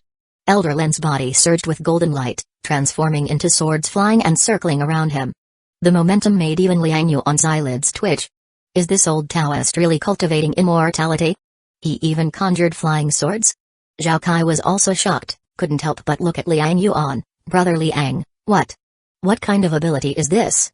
Liang Yuan shook his head slightly, speaking calmly, this must be Taoist Lin? I am Liang Yuan. We spoke through the megaphone before. He introduced himself, extending some respect to fellow superpower user Elder Lin. Elder Lin was taken aback, then looked at Liang Yuan with surprise. You're Mr. Liang from the other side? How did you get here? Liang Yuan smiled. Taoist Lin, with superpowers emerging, is crossing 100 meters of water such a big deal? Elder Lin couldn't help but say, of course it is, with so many mutated creatures in the water, even Deng Hu wouldn't dare go underwater. How did you get across? Liang Yuan raised an eyebrow, realizing they had studied the flood and underwater situation. He pointed at Zhao Kai. Let me introduce, my friend Zhao Kai. You should be able to see his ability. Elder Lin looked at Zhao Kai, and Yang Shenmen exclaimed, Frost superpower. You froze the flood to get here? This statement excited everyone around. You can freeze the flood? Does that mean we can leave the building? Does this mean we don't have to worry about Deng Hu? If we leave the building, we can find official rescue, right? Elder Lin also grew excited. Mr. Liang, your friend can freeze the flood? Did you come here by freezing it? Liang Yuan smiled. We can discuss that later. I came to ask Taoist Lin about the supplicable way. I saw a figure on building 76 roof, throwing stones to threaten my people. What exactly is happening here? Liang Yuan stated his purpose. Elder Lin and Yang Shenmen exchanged glances, seeing joy in each other's eyes. Isn't Liang Yuan the strong reinforcement they need? If they could get these two to help, what would they have to fear from Deng Hu? Elder Lin lowered his guard, showing a bitter smile. Mr. Liang, this matter is our fault. We failed to protect the supplicable way, ruining our trade, but we had no choice. Liang Yuan said nothing, knowing they must be asking for his help. Zhao Kai asked, Taoist Lin, what is going on? Who damaged the cableway? Can't you just capture them? Elder Lin saw Zhao Kai chiming in, quickly poured out his grievances. Mr. Zhao, you don't know, we have a tyrant in Building 75. His name is Deng Hu, a resident of Unit 6. He awakened a strength superpower, able to tear down walls with his bare hands. Relying on his strength, he runs rampant, robbing food, killing at will, even taking others' wives and daughters. He's a beast. We are forced into Units 1 and 2. We used to trade fish with Mr. Liang, but Deng Hu found out, attacked our fishing spot downstairs. When I rushed over, he ambushed the rooftop's supply cableway. He's trying to drive us to death. Chapter 118, Comprehending Skills, Superpower Version Spirit Stone. Elder Lin was complaining pitifully, occasionally sneaking glances at Liang Yuan to observe his expression. Liang Yuan's expression remained indifferent, showing neither sympathy nor indignation. He interrupted Elder Lin's complaints and asked, how many live fish do you still have? Huh? Elder Lin was stunned, clearly not expecting Liang Yuan to ask about the fish stock instead of inquiring about Deng Hu right away. He was a bit confused and wanted to say that he had already traded so many fish last time. Wasn't Liang Yuan tired of eating them yet? But he changed his words at the last minute. We have quite a few fish. We were planning to trade with you this morning, but the cableway got damaged. Mr. Liang, I hope you don't mind me asking, why do you need so many fish? Can't you catch any over there? Elder Lin suspected that Liang Yuan wasn't catching fish just to eat, otherwise, there was no explanation for him continuously collecting fish. Liang Yuan glanced at him. Taoist Lin, since you know it's presumptuous, I suggest you don't ask. Take me to see the fish stock, and we'll talk about Deng Hu later. Alright, please follow me.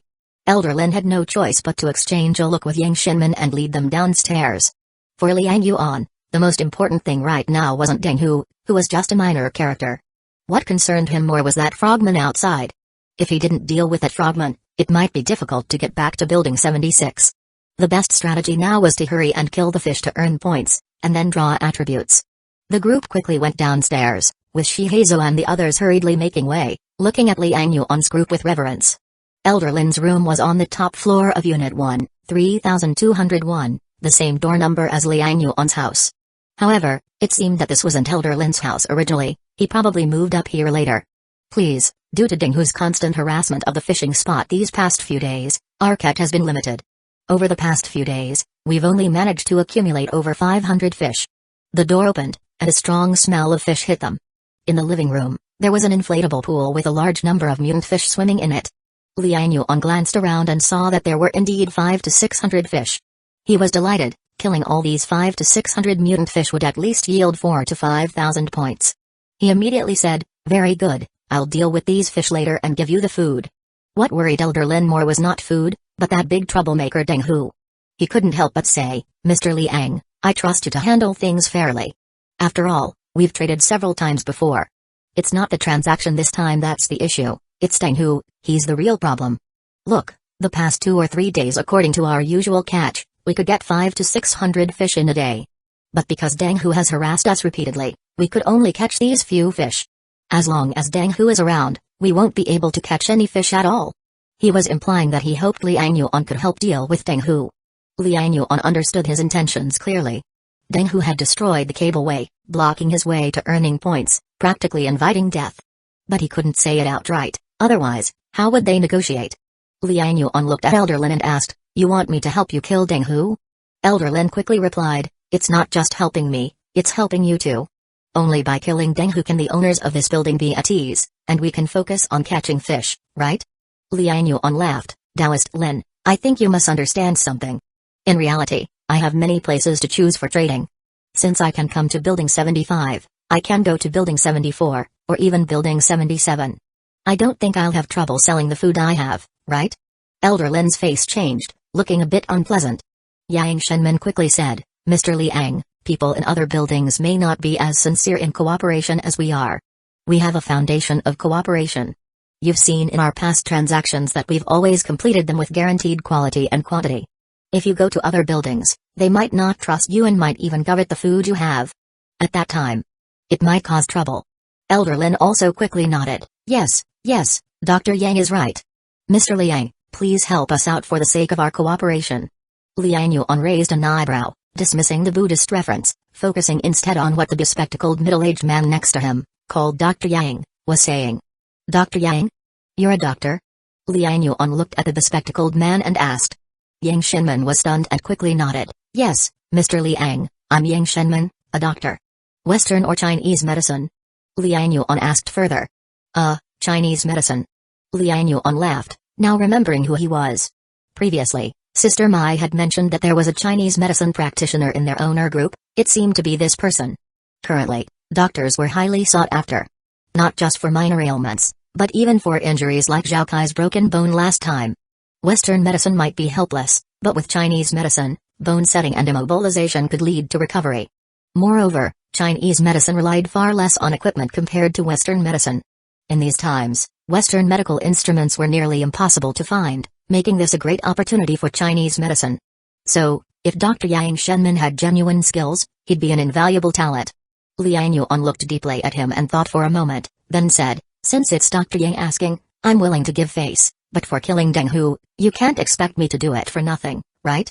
Chapter 118, Comprehending Skills, Superpower Version Spirit Stone to Elder Lin and Dr. Yang were both taken aback.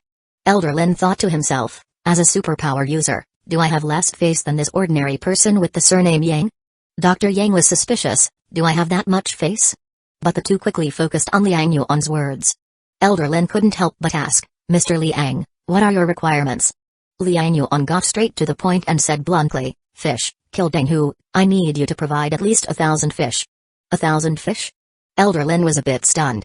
Yang Shenmin couldn't help but say, Mr. Liang, if we're lucky, we can get 500 or 600 fish in a day, 1,000 will take at least 2 days. Elder Lin quickly added, yes, Mr. Liang, Deng Hu is watching us closely. He won't let us catch fish that easily. Isn't 1,000 fish a bit too much? Liang Yuan smiled, I didn't say you had to give them now, you can wait until after I kill Deng Hu to deliver them. Oh, but to be safe, how about using the 500 plus fish you have in this house as a deposit? Give me the remaining fish after I kill Deng Hu. How does that sound? Upon hearing this, both Elder Lin and Yang Shenmin couldn't help but breathe a sigh of relief. Delivering the fish after killing Deng Hu was not a problem. As soon as Deng Hu was dead, Elder Lin and Yang Shenmin could fully concentrate on arranging people to catch fish. By then, 1,000 fish would be no big deal. Elder Lin immediately agreed, alright, this matter will be troublesome for Mr. Liang, as long as you can kill Deng Hu, we'll provide the 1,000 fish. Liang Yuan nodded, good, now go gather intelligence on Deng Hu, find out where he lives, who is around him, and if there are any other mutants.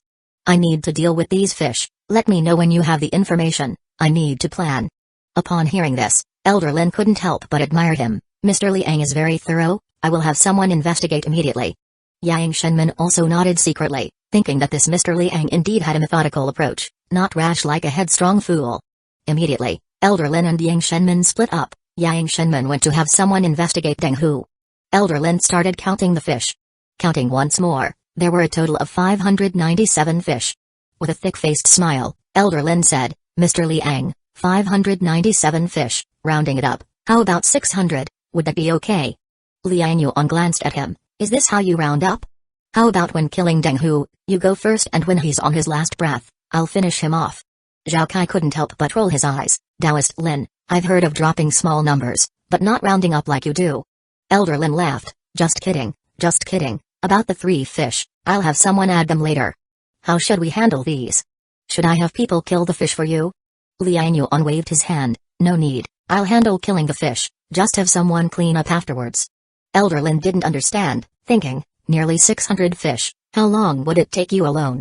However, in the next moment, Liang Yuan's actions made his eyes widen instantly. Liang Yuan walked to the edge of the pool, closed his eyes slightly, and in the next moment, an unusual wave emanated from him. Immediately, the invisible wave swept towards the fish pool. In an instant, the mutant fish in the pool started to jump violently, as if sensing a crisis. Bang bang bang. Continuous dull sounds, only to see the heads of those mutant fish trembling, fish eyes bleeding, and in the next moment, all fell straight into the water pool. Bam bam bam. Splashing water, in an instant, 600 fish all dead. During this process, Liang Yuan didn't even open his eyes. This. Elder Lin was shocked, looking at Liang Yuan in disbelief. Even Zhao Kai, who was familiar with Liang Yuan, was stunned with his mouth agape. Brother Liang, what ability is this? Is space superpower that powerful? He thought Liang Yuan had used a space superpower. Liang Yuan opened his eyes, a trace of fatigue in them. Just now, the one-time fish killing burst with an extremely strong spiritual power, consuming greatly.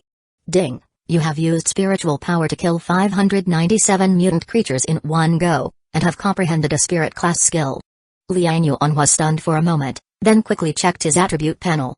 On the attribute panel, in the skill bar, besides the muscle burst skill, there was indeed one more skill. Spirit shock, spiritual power shock quality, white skill requirements, spirit 5 points, constitution 5 points skill effect, burst of spiritual power shock, forcibly destroying the enemy's sea of consciousness, attack range determined by spirit attribute. Note, if the enemy's spirit attribute is higher than yours, you may suffer a spirit shock backlash. Liang Yuan's eyes instantly lit up. I've killed fish for so long, nearly 1,000 by now, finally I've mastered a large-scale fish killing skill, and it's a spirit class skill.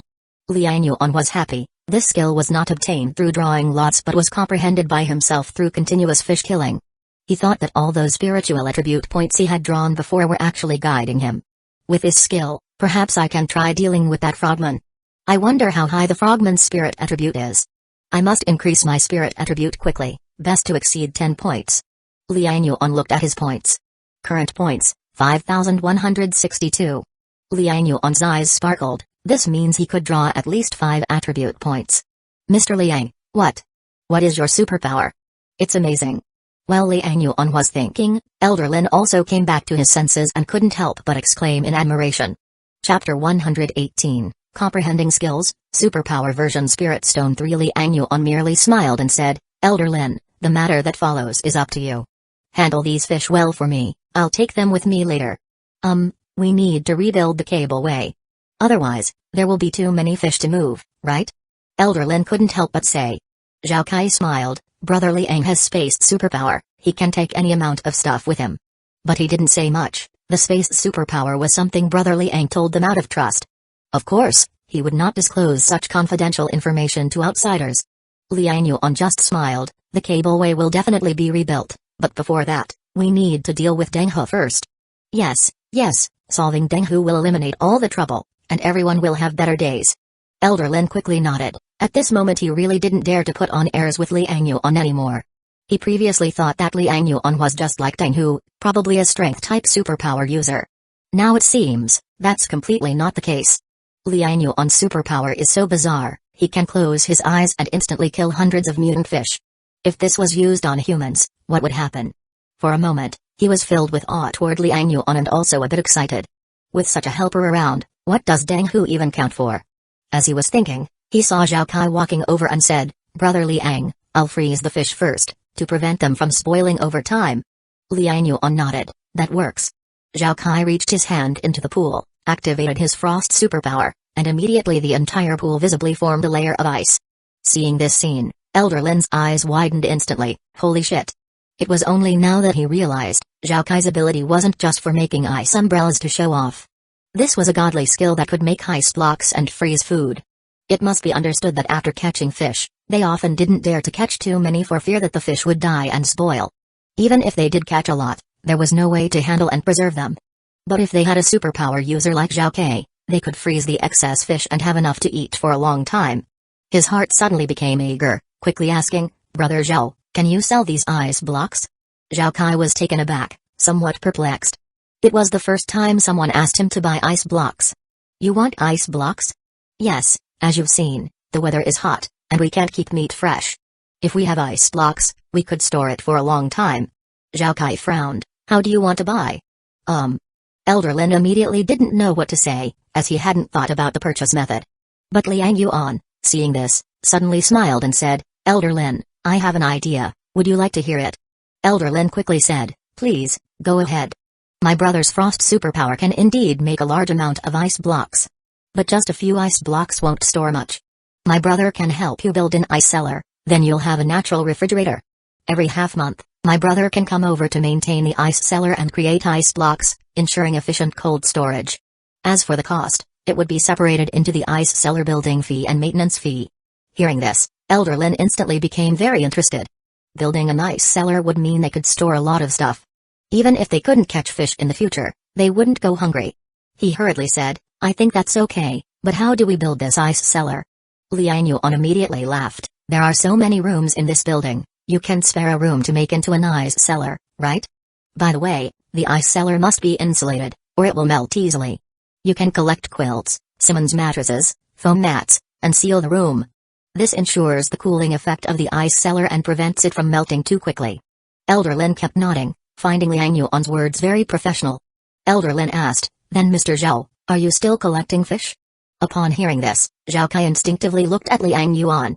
To be honest, he wasn't in urgent need of food at the moment. But Brother Liang seemed to be stockpiling fish, he couldn't help but look inquiringly. Liang Yuan smiled, do you have anything else besides fish? Elder Lin shook his head embarrassedly, no, for now, only fish are edible.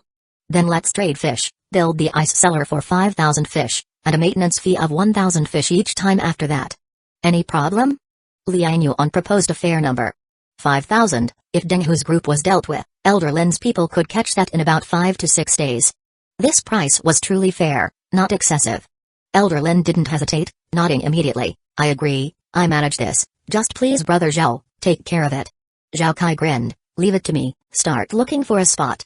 Elder Lin kept nodding, then suddenly remembered something, quickly said, right, I have something else. See if you want it, maybe to offset some fish. As he said, he immediately pulled out a white stone from his robe. Liang Yuan, puzzled, looked at the stone in his hand, asking, "What's this?" "I don't know. Found it on the wall in the basement, like a seashell, stuck to the wall. I named it Spirit Stone. It seems to replenish superpower energy." Elder Lin quickly explained. Liang Yuan was astounded, immediately taking the white stone. Holding the stone, he couldn't feel any superpower energy. Then it hit him, he hadn't awakened any superpower, so naturally, he couldn't feel it. He handed the stone to Zhao Kai to sense. "Check it out." Zhao Kai took the stone, holding it, carefully felt, his expression changed. "It seems to really absorb something. I feel my superpower energy stirring, and a desire to absorb it." Liang Yuan pondered, asked Elder Lin, "Have you absorbed it?" "Yes, not just me, Deng Hu absorbed more. Since discovering it, Deng Hu occupied many places where it grew. I have only a few left."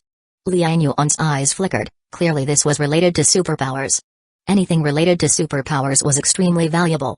In the system lottery disc, whether mutated fruit or superpower equipment, required ridiculously high points. He immediately said, "We want these too, however many you have, we'll take them all." Chapter 119, Breakthrough. Empty out. Elder Lin had a total of 3 superpower spirit stones in his hand, calculated to be worth 90 fish. According to 30 fish per stone, Elder Lin was not very satisfied with this price. But there was no choice, given the current circumstances, he could only grit his teeth and make the deal. If Liang Yuan didn't help him get rid of Deng Hu, not to mention the superpower spirit stones, even the fishing spots would be taken over by Deng Hu. Liang Yuan asked, deliberately or unintentionally, "Is there a high yield of spirit stones? Do they appear in fixed places?" Elder Lin shook his head, "Not fixed, most of them are found near the corners by the water surface. There's typically only 1 or 2. Most often, they appear alongside a large shell. More often, they are directly attached to the surface of the large shell. I haven't found many here, most of them have been taken by Deng Hu's men. They have 4 fishing points, guarded 24 hours a day. As soon as a superpower spirit stone appears, they immediately snatch it." Liang Yuan felt a stir in his heart. Building 75 has superpower spirit stones, there's no reason Building 76 wouldn't have them. Could it be that he hadn't noticed normally? He decided that after this was over, he would thoroughly search Building 76. After the transaction with Elder Lin, he immediately found someone to handle Liang Yuan's fish catches. At the same time, he also started selecting a room to build an ice cellar. Liang Yuan and Zhao Kai returned to the rooftop and reassembled the cable lines. Deng Yan and others were on the other side ready to receive, making setting up the cable lines easy. About an hour later, Yang Shenmin hurried back. "Mr. Liang, Mr. Zhao, we've already gathered intelligence on Deng Hu. This Deng Hu has rooms in Units 4, 5, and 6, though he's publicly been living in Unit 6, Room 3212. I've already had people investigate, he and the 3 women he took are all there. They also have quite a lot of supplies. If we capture them, we'll definitely make a big profit." Liang Yuan asked, "Are the supplies also in Room 3212? 3212 certainly has supplies, but whether it's all of them, isn't clear. Deng Hu is very cunning, likely has other hiding places." Yang Shenmin speculated. Liang Yuan nodded, "Tell me all possible places he might hide supplies." Yang Shenmin questioned, "Shouldn't we go directly to Room 3212 to find Deng Hu?" Liang Yuan glanced at him and said, "If we go straight to Deng Hu and kill him, what if his subordinates scatter and take the supplies?" Yang Shenmin couldn't think of a reply, simply muttering in hesitation. Liang Yuan, of course, knew what he was thinking, likely imagining that if he helped them kill Deng Hu, they might be able to claim the supplies. Of course, Liang Yuan wouldn't let them take the supplies just like that. It's absurd. Is a superpower user's life worth only 1,000 fish? If it weren't for Deng Hu's supplies, how could he offer such a low price? Yang Shenmin felt conflicted, but considering Liang Yuan and Zhao Kai were only 2 people, even if they took some supplies, how much could they carry? The key is, if Liang Yuan and Zhao Kai didn't help, not to mention Deng Hu's supplies, even their own supplies were nearly being taken by Deng Hu's people. He could only agree for now and disclose Deng Hu's residences in Units 4, 5, and 6. Liang Yuan didn't waste words, directly leading Zhao Kai, "Let's go, start with Room 3208. Zhao Kai immediately stood up. Yang Shenmin hurriedly said, "I'll go find Taoist Lin, let everyone come help." Liang Yuan stopped him, "Don't bother, superpower users in action, ordinary people would just be sending themselves to die. Stay here safely." Yang Shenmin couldn't help but say, "It's not right to let you handle everything while we watch idly." Liang Yuan smiled, "If a fight breaks out, I might not be able to protect you." Yang Shenmin was silenced, merely offering a strained smile, "Then I'll wait for your good news." Liang Yuan and Zhao Kai left. Passing through Units 1 and 2, escorted by Yang Shenmin and Shihezu, no one stopped them. But when they reached the corridor between Units 2 and 3, several burly men chatting on the other side of Unit 3 saw them, their expressions instantly turning serious. One of them shouted, "Dr. Yang, our boss respects you as a doctor. We've caught you several times, without any trouble. You dare bring people here to make trouble? Yang, you're truly not afraid of death?" Someone snickered. Yang Shenmin's face reddened, he'd been caught by them several times. But due to his decent medical skills, Deng Hu hadn't killed him and instead imprisoned him. Elder Lin had caught Deng Hu's confidants several times to exchange for his release. But this also made Yang Shenmin's prestige sharply drop among his people. Luckily, his prestige wasn't gained through fighting but through his medical skills, alleviating concerns of criticism. Still, being mocked by enemies like this was certainly shameful. Shihezu, enraged by their words, shouted, "Damn you, what are you bragging about? This time with Mr. Liang here, Deng Hu can wash his neck clean and wait to be butchered." The men across exchanged glances before bursting into laughter. "Mr. Liang? What's that? Never heard of this guy? Ha ha, Shihezu, where do you find this godfather? So impressive? Come on, bring out your Mr. Liang. I'll use one hand, see if he dares come over. Brother, no need for a sledgehammer to kill a chicken, I'll do it." The group joked boisterously, having never heard of Mr. Liang, nor met him, naturally not taking him seriously and mocking loudly. Chapter 119, Breakthrough. Empty out to Liang Yuan was standing right in front of them, but they didn't know him. Faced with this mockery, Liang Yuan wasn't angry. There was no need to get angry with a bunch of ordinary people. He walked towards the corridor, heading directly towards this group.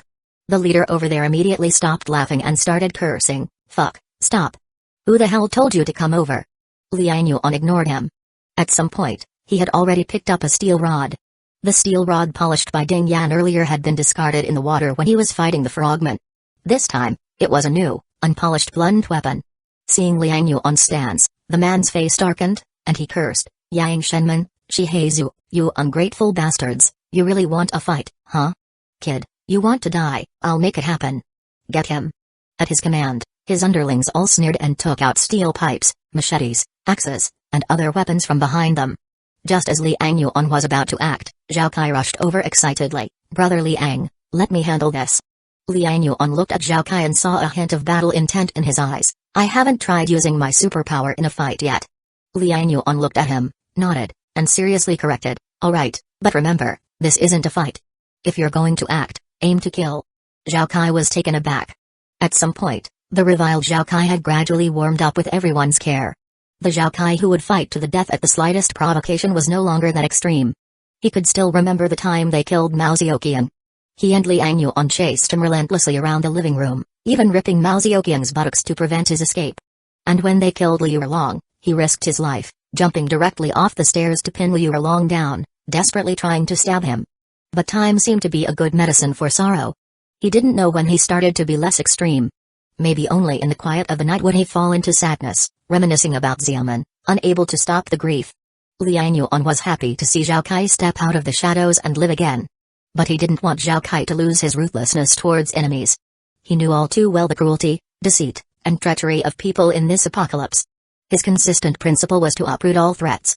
If they were enemies, they aimed to kill them, not engage in a childish fight. Zhao Kai instantly understood the deeper meaning in Liang Yuan's words. He became solemn and said, "I understand, Brother Liang. Go ahead. I don't want you to ever suffer because of carelessness."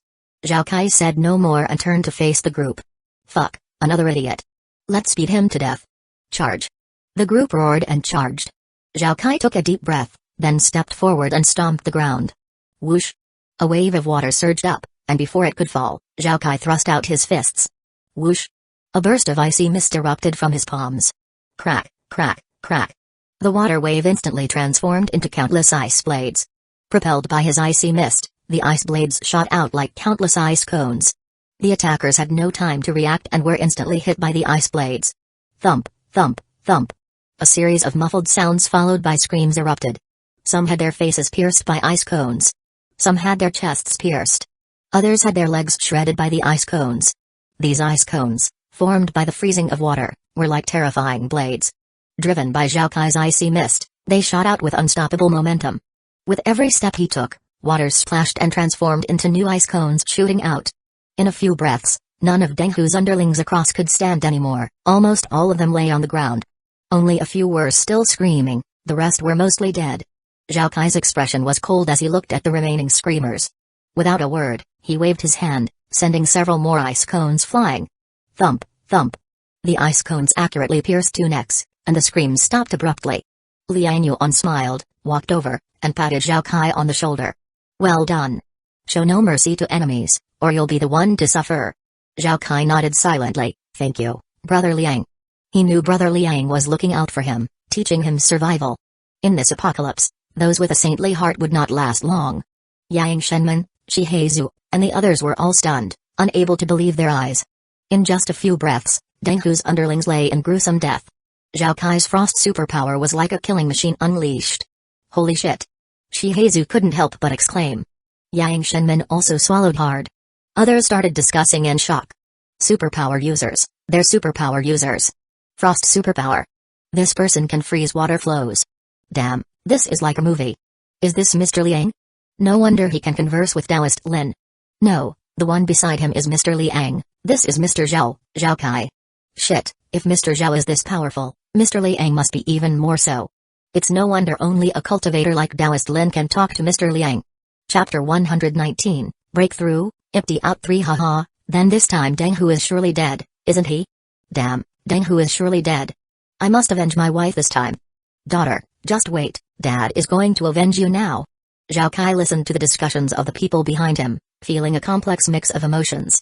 Once upon a time, he was one of those ordinary people behind him. Back then, Brother Liang stood in front, helping him seek revenge and killing Liu Erlong and his gang. Now, he has become a symbol of hope for others seeking revenge. This feeling is really good. Zhao Kai slightly pursed his lips, a cold gleam flashing in his eyes, as he continued to follow Liang Yuan deeper. There was no room for Denghu in Unit 3, and the two didn't stay but rushed directly to Unit 4. Naturally, there was a group of people there to stop them, but Liang Yuan didn't need to act as Zhao Kai single-handedly wiped out the enemies. Liang Yuan opened Denghu's room in Unit 4, locked the door before Yang Shenmen and others entered. Less than a minute later, Liang Yuan came out again. Yang Shenmen and the others hurried forward, asking, Mr. Liang, how is it? Are there any resources inside? Liang Yuan glanced at him and shook his head, saying, there's nothing. Is your information incorrect? Huh? That can't be right.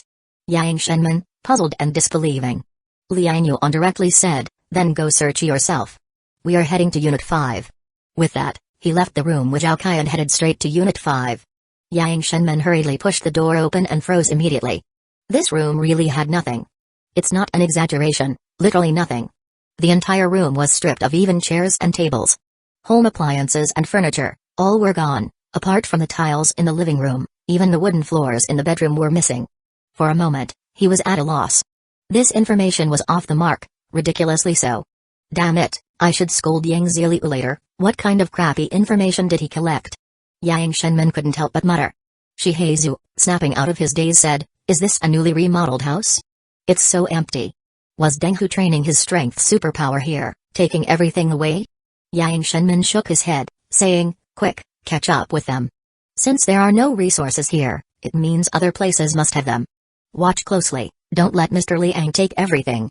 Shihezu smiled, saying, Dr. Yang, you're overthinking. Even if they are superpower users, how much can they carry? A minute later, when the duo reached Unit 5, Shihezu's smile vanished. Room 3109 in Unit 5 had its door wide open, but Liang Yuan and Zhao Kai were no longer there. Several corpses lay at the entrance, and ice shards mixed with bloody water covered the ground. The room inside was still empty, almost identical to the Unit 4 room, with not even a piece of wood flooring left. Damn, what's going on? Is this one empty too? That damn Denghu, why are all his rooms like this? Where the hell did he hide all his resources? Yang Shenmen, rarely one to curse, couldn't hold back. Shihezu started cursing, that damn Denghu, could these be fake hiding spots to mislead us? Yang Shenmen immediately realized, slapping his thigh, oh crap, it probably was. Denghu isn't that smart, it must be his lover Liang Manru's idea. So where did he hide his resources? They must be in one of these hiding spots, hurry and follow Mr. Liang and Mr. Zhao. A group of people hurriedly chased towards Unit 5. All the way there, bodies lay frozen with frosty blood. Upon reaching Unit 5, there were fewer bodies, but the top floor room had its door wide open. Inside was almost identical to Unit 4, empty, not a trace left. Yang Shenman, with an ugly expression, hurriedly looked towards the last, Unit 6, saying, "Everything must be in Unit 6. Over at Unit 6, faint roars and booms could be heard. It seemed Mr. Liang and Deng Hu were already fighting. Yang Shenman and Shihezu exchanged glances, remembering Liang Yuan's words. They didn't dare rush in. Superpower users' fights were extremely destructive. As mere ordinary people, rushing in would be like sending themselves to their deaths. However, Liang Yuan and Zhao Kai, after entering Unit 4, were faced with another group of Deng Hu's henchmen.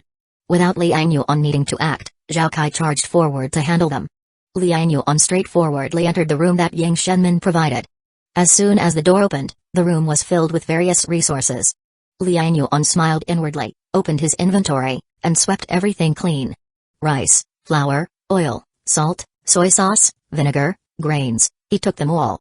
Even chairs, tables, wooden furniture, kitchen appliances, air conditioners, washing machines, and wooden flooring went into his inventory.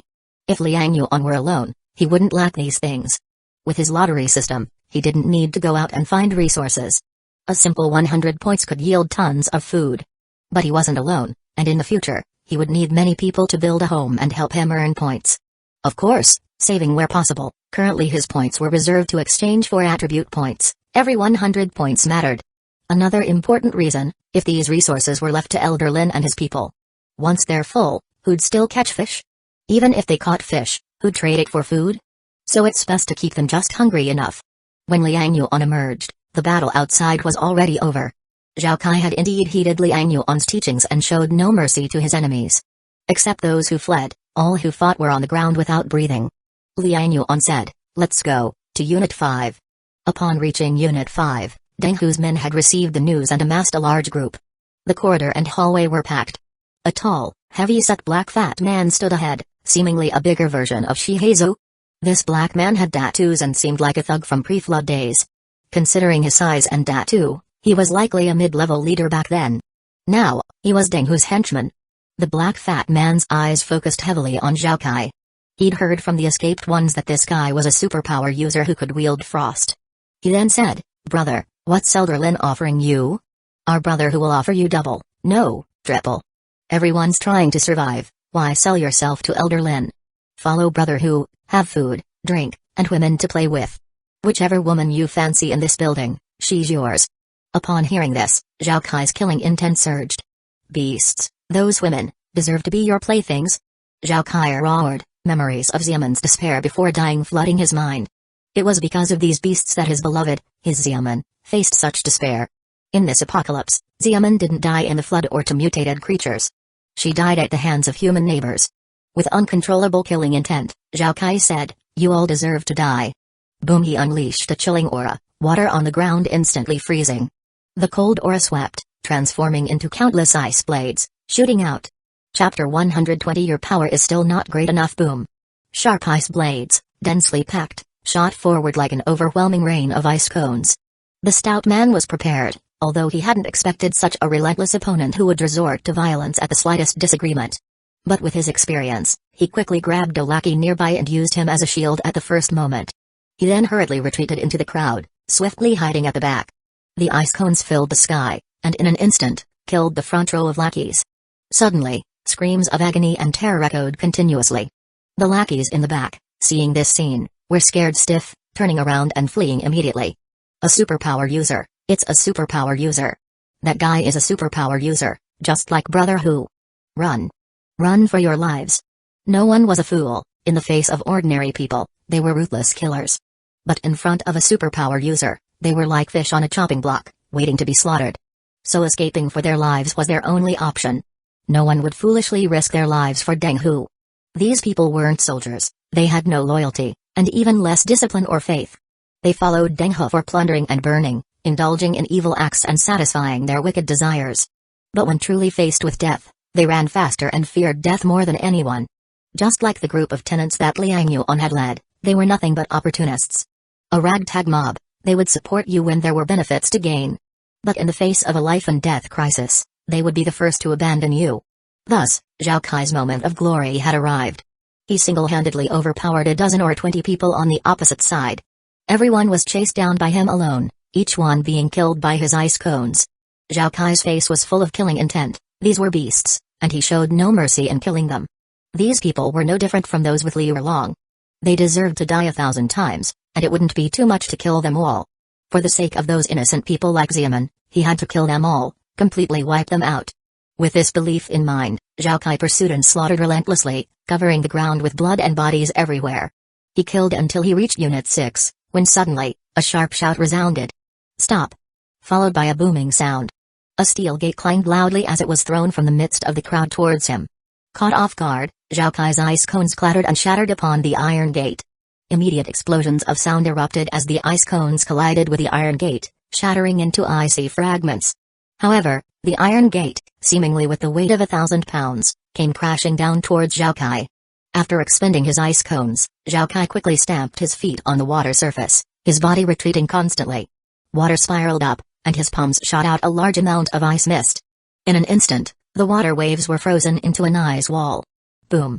The iron gate crashed into the ice wall with a resounding boom. In that instant, the ice wall shattered into pieces. At this point, the iron gate barely came to a stop. Zhao Kai's expression changed slightly, and he looked up at the iron gate. He saw the gate slowly move aside, revealing a robust figure. The person wasn't particularly tall, but his muscles were extremely solid. From a distance, he looked like a sculpture, his eyes filled with ferocity. Deng Hu glared at Zhao Kai. He had never seen this frost superpower user before. Since when did Elder Linside produce such a superpower user? Hey, impressive, kid. You've killed so many of my people. You're ruthless. Do you really think awakening a superpower makes you invincible? I have a superpower too. Just because you can spray some ice mist, you think you're on top? Today, I'll show you what it means to break all spells with sheer force. Deng Hu roared, stomped on the water surface, and the iron gate in his hand, like a giant shield, was held firmly by him as he charged at Zhao Kai. Whoosh in his hands, the iron gate was like plastic, producing a whistling sound as it cleaved through the air. Zhao Kai's eyelids twitched violently, his heart alarmed. He retreated continuously, his hands spraying more ice mist, rapidly freezing the water surface of the corridor. In an instant, the water turned into an ice layer, making it impossible to stand upright. Zhao Hu also staggered, almost slipping. Fortunately, he slammed the iron gate onto the ice layer, causing it to shatter, stabilizing himself. Then his eyes flashed with ferocity, and he charged out again in large strides. This time, he deliberately stomped heavily with each step. The entire corridor trembled, and with each step, the ice layer on the ground shattered. Thus, the smooth ice surface turned into ice shards, no longer hindering Deng Hu in the slightest. Zhao Kai's brow furrowed, clearly not expecting his strategy to be disrupted by brute force. He repeated his tactic, launching ice cones once more. However, Deng Hu's iron gate acted like a steel shield, covering him completely. Although the ice cones were as sharp as knives, they couldn't pierce through the iron gate. Deng Hu grinned maliciously. "Die, you bastard." The distance between the two quickly narrowed, and Deng Hu let out a furious roar, slamming the iron gate toward Zhao Kai. Under the enhancement of his frenzied strength, the iron gate brought along a fierce wind, bearing down with a howling noise. Zhao Kai's face changed dramatically, urgently summoning ice mist to freeze the water under Deng Hu's feet. But the water was too shallow. Even though it froze Deng Hu's feet, he stomped the ground forcefully, shattering the ice instantly, without delaying him at all. Boom! The iron gate finally crashed down, producing a thunderous roar.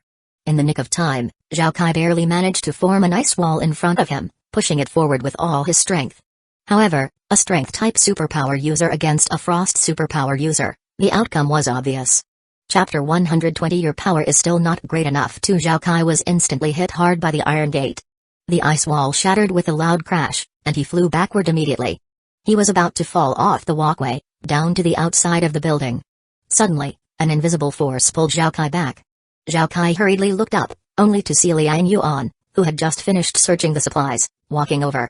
His eyes emitted a mysterious glow, clearly using his spiritual telekinesis. Zhao Kai took the opportunity to roll and quickly got back onto the walkway. At this moment, Deng Hu also reacted, looking warily at Liang Yuan, and shouted, "You little brat, you have backup." With that, he had already charged over, the iron gate in his hand like a giant fan, crashing toward Liang Yuan. Liang Yuan slightly raised his gaze, revealing a hint of a strange expression. Competing in strength? He took a deep breath, slightly retreated his steps, braced against the floor, while his shoulders sank, waist slightly twisted, and in the next moment, his right arm surged out. Wham! A terrifying sound accompanied by a sharp whistle echoed instantly. Fist and iron gate collided fiercely, as if the large bell in a temple had been vigorously struck. Dong. The intense roar trembled through the entire Unit 6. The steel iron gate immediately crunched and twisted backwards. Denghu's entire body uncontrollably retreated. Thud. Thud. Thud. Tiles and ice blocks on the walkway exploded around him, large cracks appeared under his feet. Footprints etched the tile ground. Denghu's entire arm tingled, yet compared to his numb arms, his mind was even more numb. How is this possible? I was actually forced back by him head-on? Could my strength be less than his? Denghu was horrified, incredulous. He was a strength-type superpower user. In his most proud attribute of strength, he actually lost to this young man opposite him. He looked down at his own hands, the tiger's mouth had split open, blood gushing out.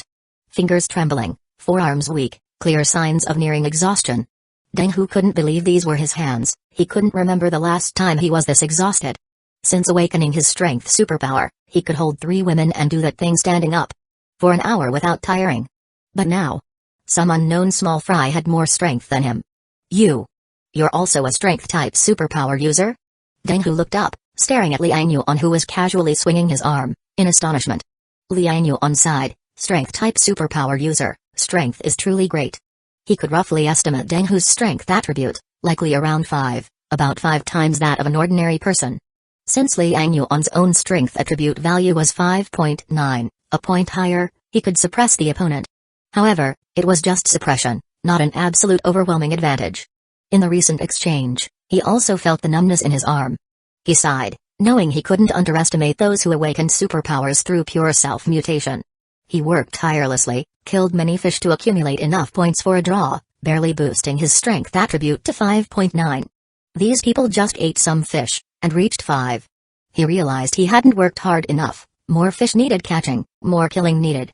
Thinking of this, he subconsciously glanced at his attribute panel. Points made his anxious mood ease slightly. Looking at Denghu again, he smiled. Too bad, your strength still isn't big enough. Whum! In the next moment, Liang Yuan's figure, like a ghost, rushed out in an instant. Everyone felt their vision blur. Liang Yuan was already in front of Denghu. Denghu barely reacted, instinctively raising his hand. Liang Yuan's palm had already landed. Thunk. Denghu's hand locked in front, only hearing a muffled sound, a crackle. Denghu felt a sharp pain in his arm. An irresistible force came, making him scream ah. Thump. A huge cement block fell to the ground. Denghu was thrown against the nearby glass railing. Tempered glass shattered. Denghu looked at Liang Yuan in terror. Liang Yuan bent down, picked up the cement block he had taken from the inventory earlier, and asked, familiar? Denghu's forehead was sweating from the pain, hurriedly replied, what? This brother, do we have some misunderstanding? How much benefit did that elder give you? I'll give you double, no, 10 times. In this building, whatever you want, it's yours. Unable to win the fight, Denghu resorted to negotiation. Right now, survival was most important. As a superpower user, as long as he was alive, he could find his next meal. Liang Yuan ignored him, lifting the head-sized cement block, weighed it, and said, I ask you, do you recognize this block? Denghu was stunned, then examined the cement block carefully. At first, he didn't recognize it, but upon closer inspection, it really seemed familiar. Liang Yuan rotated the block, pointing to several finger marks. Look closely, aren't these your fingerprints? Denghu suddenly remembered. His head shot up, disbelief in his eyes. How is this with you? He remembered, this block was what he picked up in the morning on the rooftop. After severing Elder Lin's trade route with Block 76, he casually used it to throw towards the Block 76's rooftop. At that time, after severing the route, he saw at a distance several figures moving on Block 76's rooftop. Chapter 120 Your power is still not great enough. 3 He immediately thought the person across was the one making a deal with Elder Lin. To give a stern warning to the other side, he decided to show his strength by casually smashing the cement block on the ground. With his strength, smashing a cement block the size of a human head and throwing it 100 meters was effortless. In fact, he indeed accomplished this, and it attracted the attention of Liang Yuan and Ding Yan on the roof of Building 76. Then, Liang Yuan came forward. Holding the cement block that Denghu was extremely familiar with, he stood in front of him. Liang Yuan smiled and said, remember now? Good that you remember. I'm simple, an eye for an eye. At the time, I was in the opposite building, you smashed this block at me, but missed. But I don't care, your poor skill and missing are your issues. The fact that you aimed at me means we need to settle this. So, I'll smash you once. If you don't die, I'll spare you. Denghu was horrified and exclaimed, "No, impossible. How did you get here?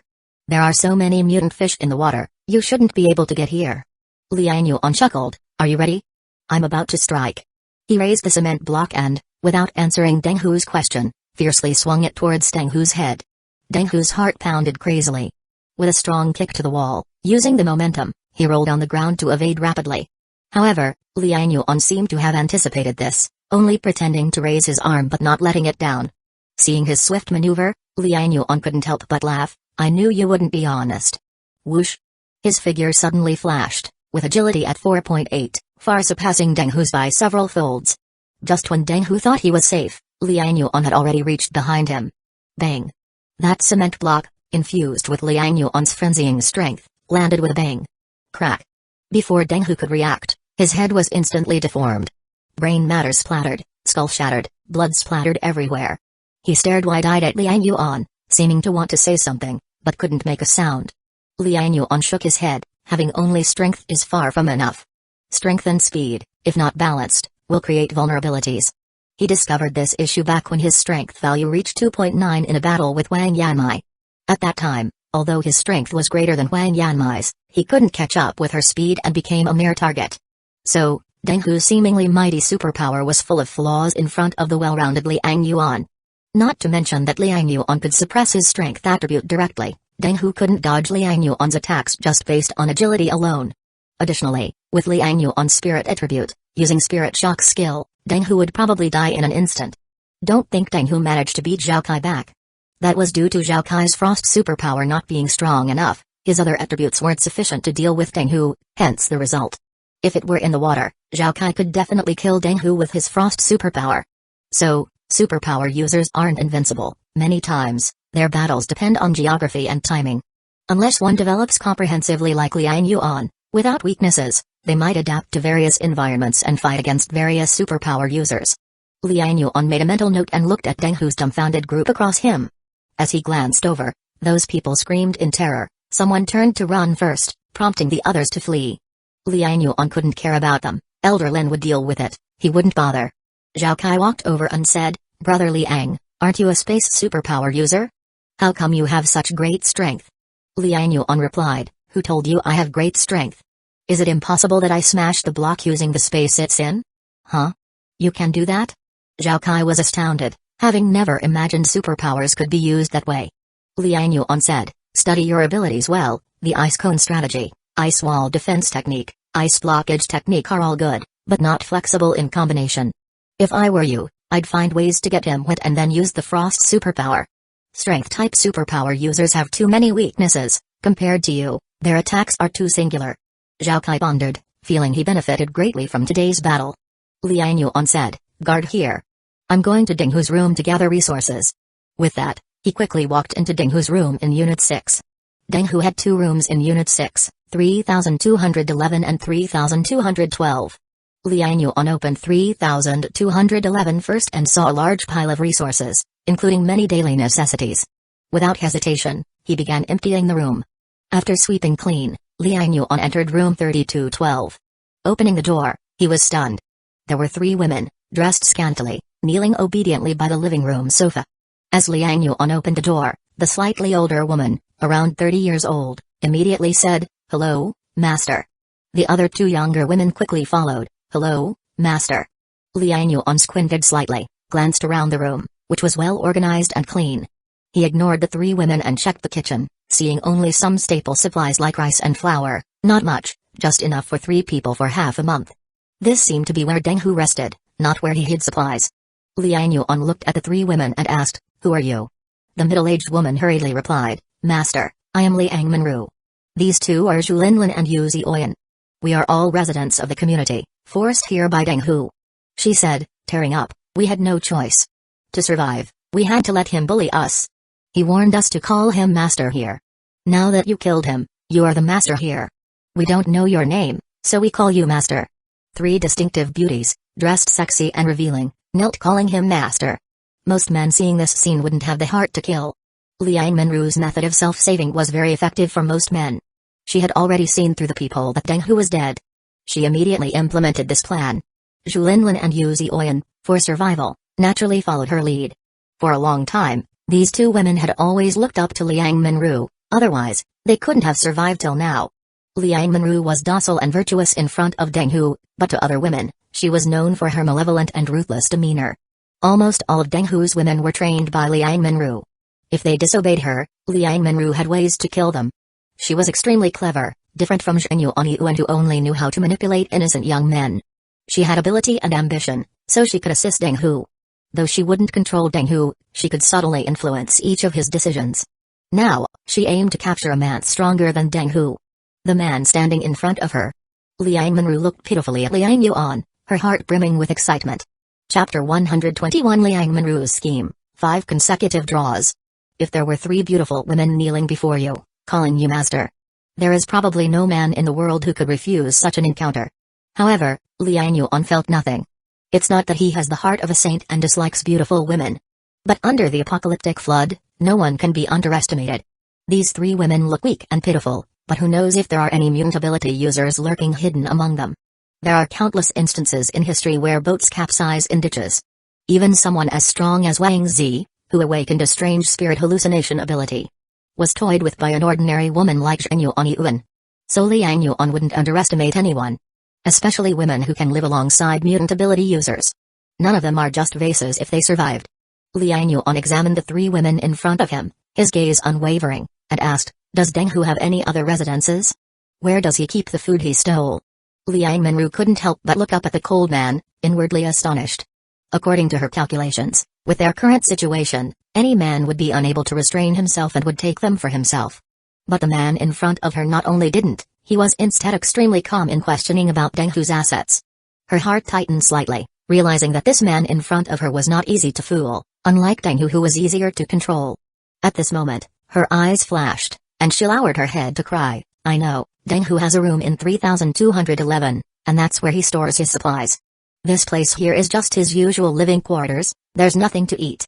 She only mentioned the food in room 3211, hiding the fact that there were supplies in rooms 3208 and 3209. Liang Yuan's heart immediately coldly laughed. This woman indeed isn't honest. Even at this moment, she still plays these little tricks. Without wasting words, he turned and walked into the kitchen, taking everything away. Then he completely ignored Liang Minru and the other 2 women, and was about to leave directly. Seeing this, Liang Minru's face changed immediately, and she hurriedly shouted, "Master, you! Where are you going?" Liang Yuan did not turn his head. "I am not your master, Deng Hu is dead, you all should live well." Liang Minru hurriedly stood up, her chest heaving violently, and pleaded, "Master, you can't abandon us, with Deng Hu dead, if you don't take care of us, those people outside will tear us apart. In this world, the 3 of us women can't survive. Please, don't abandon us." She took 2 steps forward, but Liang Yuan walked very fast, not giving her any chance, and had already shut the door behind him. He ignored Liang Minru's pleading, and had no interest in occupying Building 75. He only needed Elder Lin and the others to deliver the fish to him on time. What he needed now were points. In terms of manpower, Building 76 had plenty, there was no need to find more from Building 75, which would only add to the burden. Walking quickly to the corridor, he saw Zhao Kai and Yang Shenmin had already caught up. Seeing Liang Yuan carrying quite a bit of food, Yang Shenmin and the others quickly ran over. "Mr. Liang, how much food was in Deng Hu's room?" Liang Yuan put down the rice and flour he brought out. "It's all here." Yang Shenmin was immediately surprised, eyes wide. "No way, he looted so much food from us, how can there be this little? Where is Liang Minru? That woman is Deng Hu's favorite, she must know where Deng Hu hid the food." Liang Yuan glanced at him. "There are 3 women in the house, one of them might be the Liang Minru you mentioned. But these matters are not for me to handle, the issues of Building 75 need to be solved by you guys. I am only here to collect the fish. Now that I have dealt with Deng Hu for you, let Elder Lin fulfill his promise and hand over the remaining fish to me as soon as possible. For the next 2 days, Zhao Kai and I will temporarily stay in room 3208 and I will handle the repair of the cableway upstairs. As for the stuff here, there's no problem with me taking it, right?" Liang Yuan raised a bag in his hand. It contained the oil, salt, and rice he had found in Deng Hu's room. Most of the supplies were naturally hidden in his inventory, and only these few were left in room 3212. Yang Shenmin would of course not mind. He knew clearly that the food Deng Hu had looted would not be just this much. What Liang Yuan got was just a small part. Most of the food must have been hidden by Deng Hu. So, he didn't care about Liang Yuan taking this. Of course, even if he cared, it wouldn't matter. Lacking the strength to speak meant saying nothing would help. But he understood, Liang Yuan was willing to help deal with Deng Hu not for nothing. Besides maintaining their trade market, a more important reason was Deng Hu's food.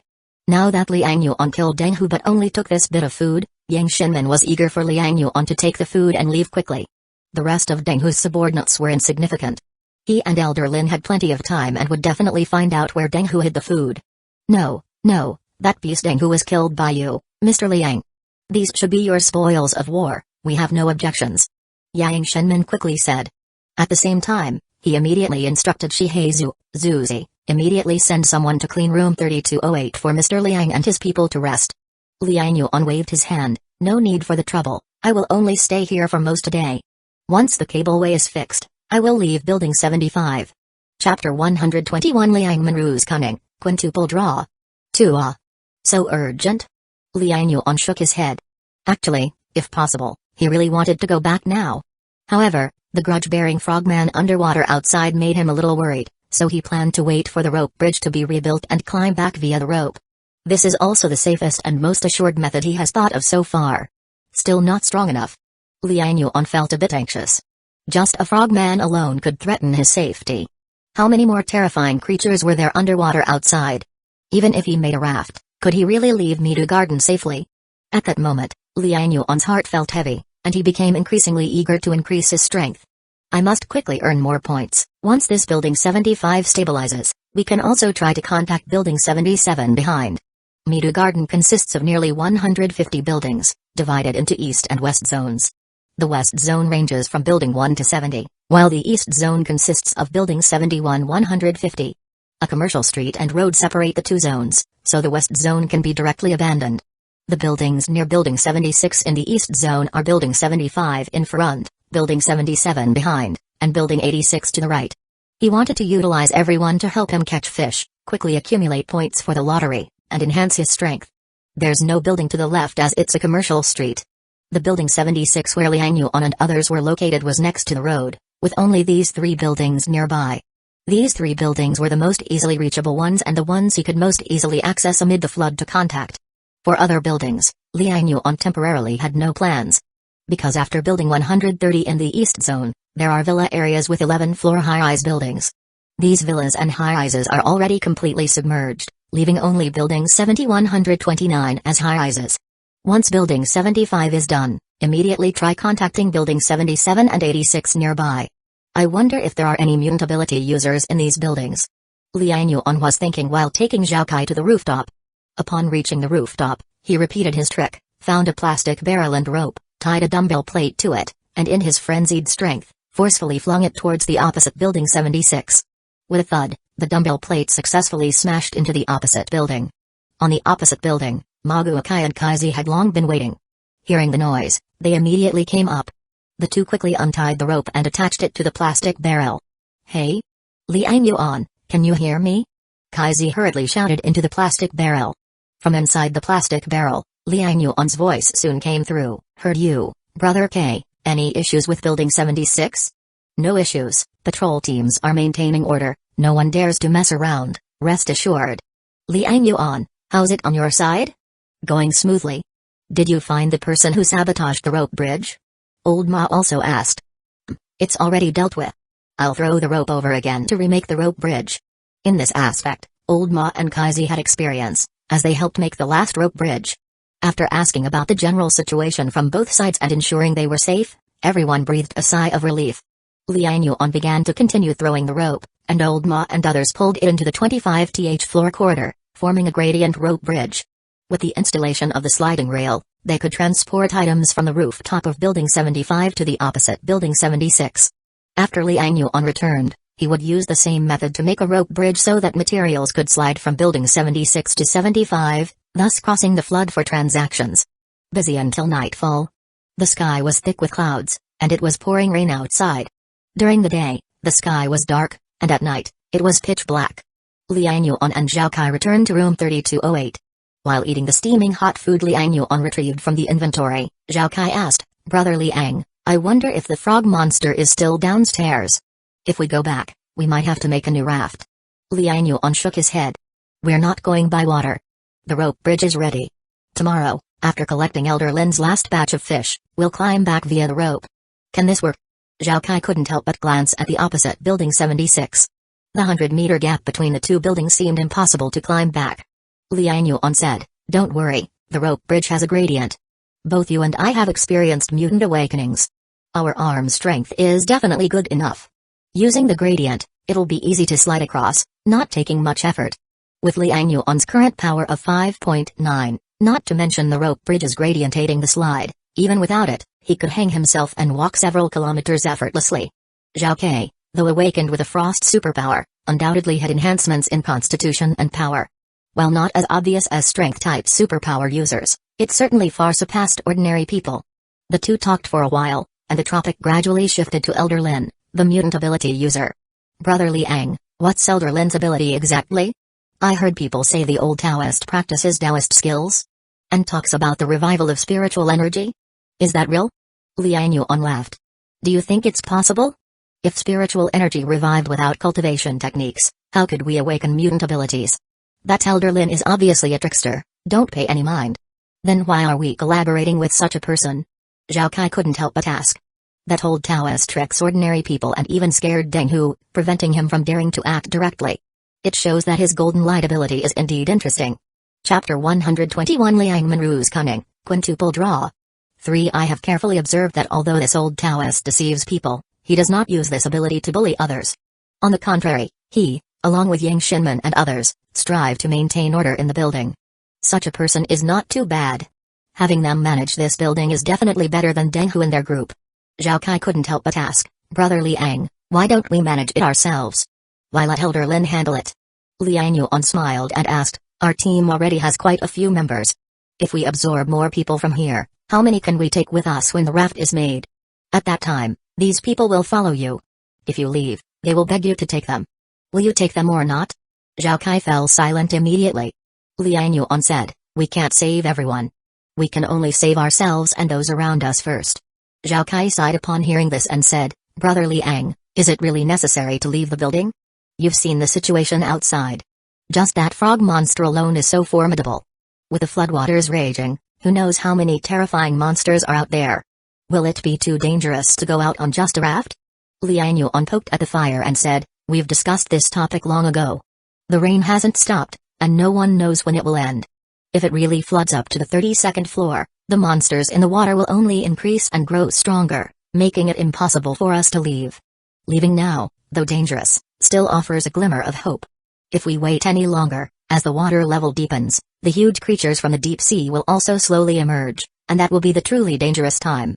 As he spoke, Liang Yuan couldn't help but recall the time he intercepted Chen Hong's gang from Wang Zi's group in Building 76, Unit 1. That time, he killed 7 or 8 of Chen Hong's gang. The bodies and blood flowed into the floodwaters, attracting a massive octopus monster. He still vividly remembers that octopus monster to this day. One of its tentacles was over 10 meters long. When it smashed down, the corridor on the 12th floor was directly broken. Such monsters have already appeared near Midu Garden. If we delay further, more increasingly larger monsters will likely appear. Hence, he must leave as soon as possible, otherwise, it will truly be impossible to leave. "We're still too weak," Zhao Kai couldn't help but say bitterly. After awakening his mutant ability, he was already considered quite powerful among the people in Building 76. But compared to those water monsters outside, he still seemed so weak. Without the support of technological weapons, humans are no longer the apex rulers of the food chain. Wisdom cannot bridge the gap in strength. Your frost superpower is very useful in this environment. Stop sighing. Use this time to study your mutant ability and improve your mutation progress. Those water monsters are so powerful not by sheer luck, they also follow the rule of big fish eating small fish and evolve through constant battles. Humans have evolved over billions of years to become the dominant species. This time, we can surely reach the peak again." Liang Yuan's eyes sparkled through the firelight. He believed that although humans were slightly behind on this path of evolution, they would never be completely left behind. Sooner or later, humans will survive this difficult period and reclaim their dominance.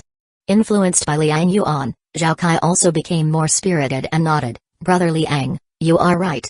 Sooner or later, we will overcome this great flood. The two chatted a bit more, had their dinner, and then each found a room to rest. Back in the bedroom, Liang Yuan looked towards Building 76, Unit 1, where there were lights on in his house. He had previously instructed Ding Yan to spend the night at his house with Yang Mai. With Ding Yan's current mutation progress, there should be no one in Unit 1 who could be her match. So he was still quite assured about his home. Retracting his gaze, Liang Yuan looked at the dark water surface, his expression turning serious. That frog monster must still be in the nearby waters. He frowned. He would have to kill this frog monster sooner or later. Once the raft is ready and they plan to leave, they will inevitably face that frog monster. Currently, my biggest advantage is spiritual power, though other attributes are fairly balanced. Though being well-rounded leaves no weak points, it severely hinders my progress. Liang Yuan pondered. Lately, through his plan of trading food for fish, he had earned quite a few points. All in all, he had drawn 20 attribute points. It sounded like a lot, but spread across all attributes, it seemed insufficient. Currently, each of his single attributes could crush other mutant ability users. But compared to those water monsters, it seemed inadequate. I still lack a powerful killing method. Among all attributes, the spirit attribute is the highest. For the next draw, I'll try to boost the spirit attribute to exceed 10 points. With this thought, Liang Yuan immediately looked at the attribute panel. After harvesting that batch of mutant fish in the morning, his points had reached 5,162 points. System, draw, specify attribute. Without hesitation, Liang Yuan started the draw immediately. The familiar 5-attribute lottery disc appeared before him. Draw. Ding. You have won 1 Constitution attribute point. Ding. You have won 1 Constitution attribute point. Ding. You have won 1 free attribute point. Ding. You have won 1 agility attribute point. Ding. You have won 1 spirit attribute point. 5 consecutive system prompts came through. Immediately, Liang Yuan felt a warm current flowing in his body and a cool sensation in his mind. Each attribute automatically integrated into his body, enhancing his constitution. Only the free attribute point awaited his allocation. Without hesitation, Liang Yuan allocated the 1 free attribute point to the spirit attribute. Instantly, his spiritual power expanded once more. As coolness spread in his mind, his spiritual power subconsciously radiated outward. With his eyes closed, he could still see the entire room clearly. His spiritual power range increased by another 2 meters, reaching 10 meters.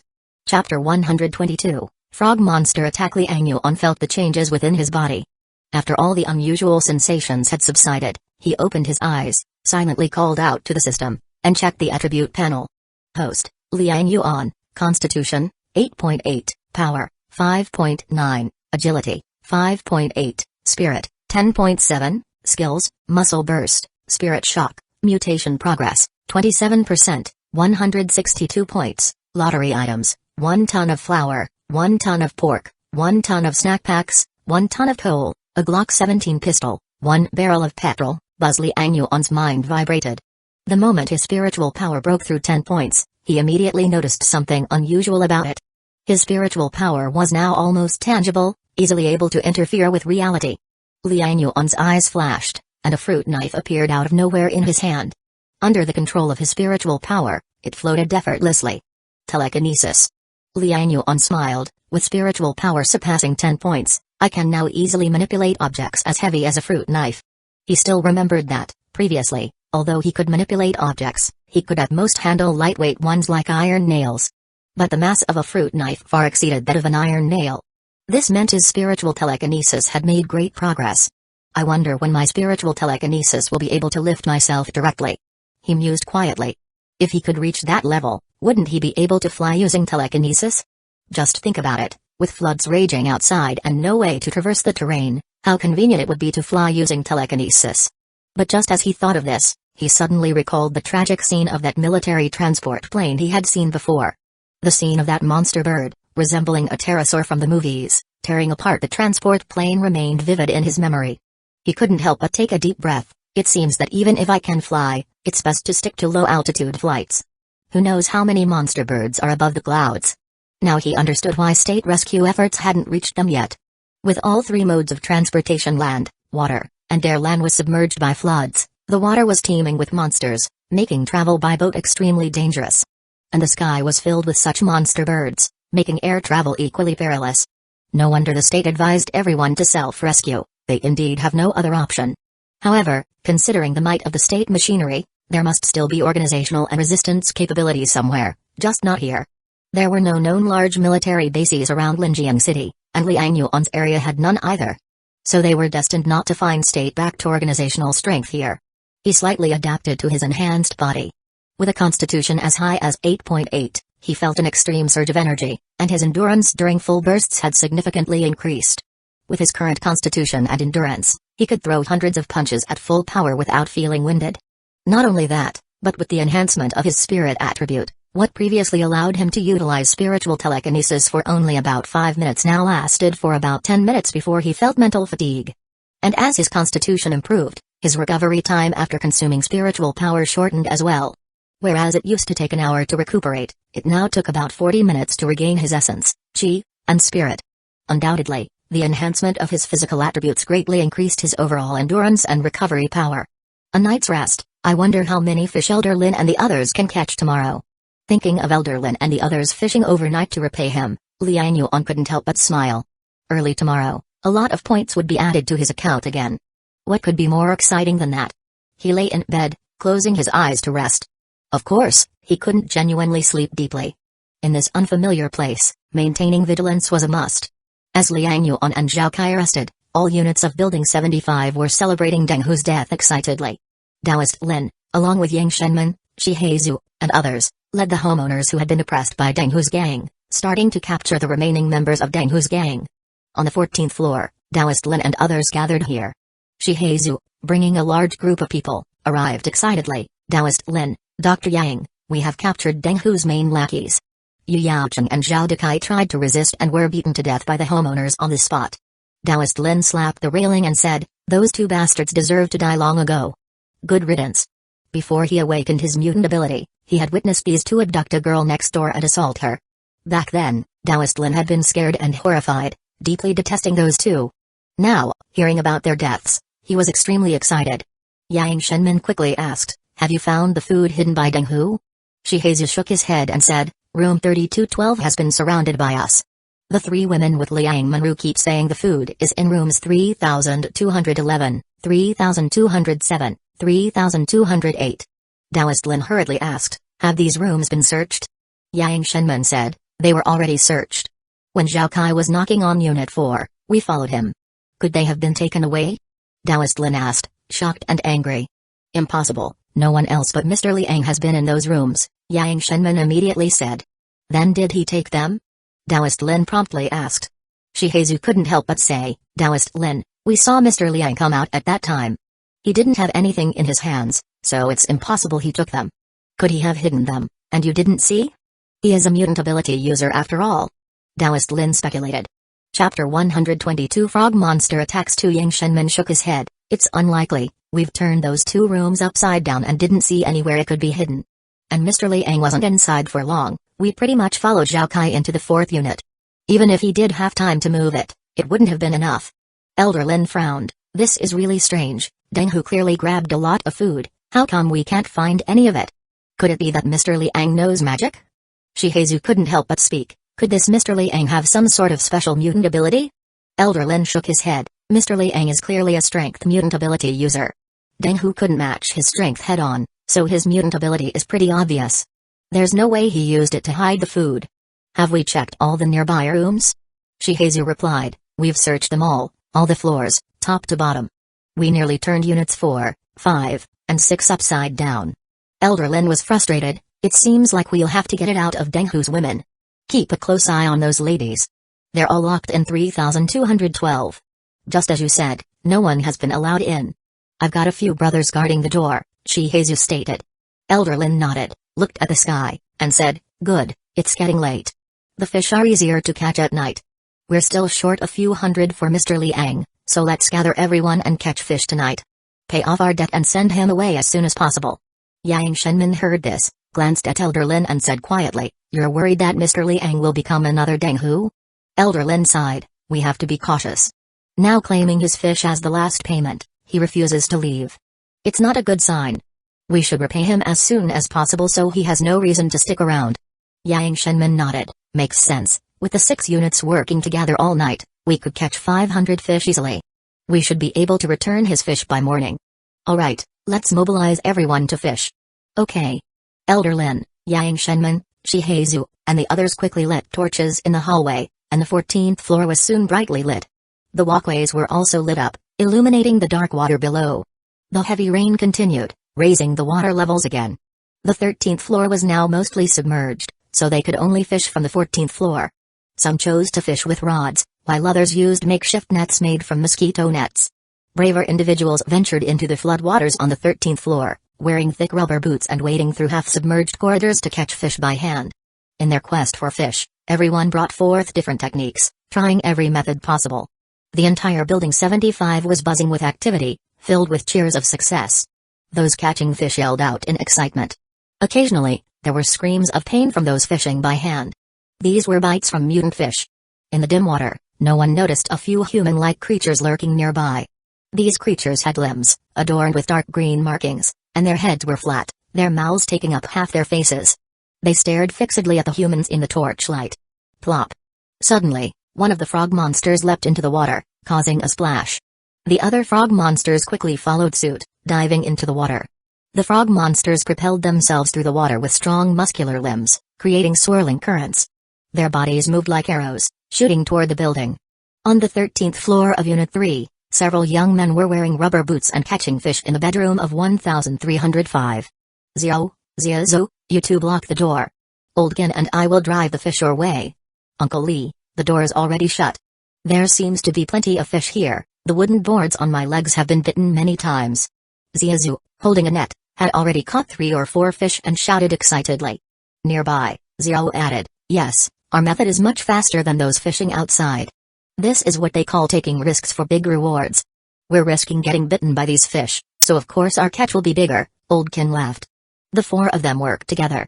Ziazu and Ziao blocked the door with a blanket used as a net, while Oldkin and Uncle Lee made noise in the corner to drive the fish toward the door. The 4 quickly completed a round of fish driving. Ziao and Ziazu lifted the blanket, the water streaming out from it. They could feel the fish thrashing inside, and their faces beamed with joy. There's a big one. Come on, Uncle Lee, Oldkin, help out. Uncle Lee and Oldkin quickly came over. The waterlogged blanket was heavy. Together, the 4 of them lifted it. At that moment, there was a sudden pounding on the bedroom door. Uncle Lee frowned and shouted, who's there? We were here first. If you want to fish, go to the next room. Oldkin added, we set up here first. Go find another spot. But the pounding outside continued. Younger Xiao lost his temper. Damn, can't you see we're fishing? Can't you respect who got here first? He yanked open the bedroom door and looked outside. Chapter 122, Frog Monster Attacks 3. Outside, the living room was flooded, water waves lapping over the sofa, with chairs and stools floating in the water. But there was no human figure in sight. He was taken aback. What's going on? Ziazu also peeked and looked. No one? Could it be a fish bumping into the door? Oh, look how tense we are. Old Lee couldn't help but laugh. Oldkin also laughed. Deng, who has just died, Taoist Lin and the others are maintaining order, no one would dare to stir up trouble now. Alright, let's pull the duvet up to the 14th floor, drain the water, and see how many fish there are. Alright. The 4 of them responded immediately and each grabbed a corner of the duvet and walked into the living room. Suddenly, Xiao felt his ankle tighten, as if something had wrapped around it. He screamed, what is it? But before he finished speaking, the thing wrapped around him suddenly tightened. In an instant, Xiao plunged headfirst into the water. Cough cough. Help.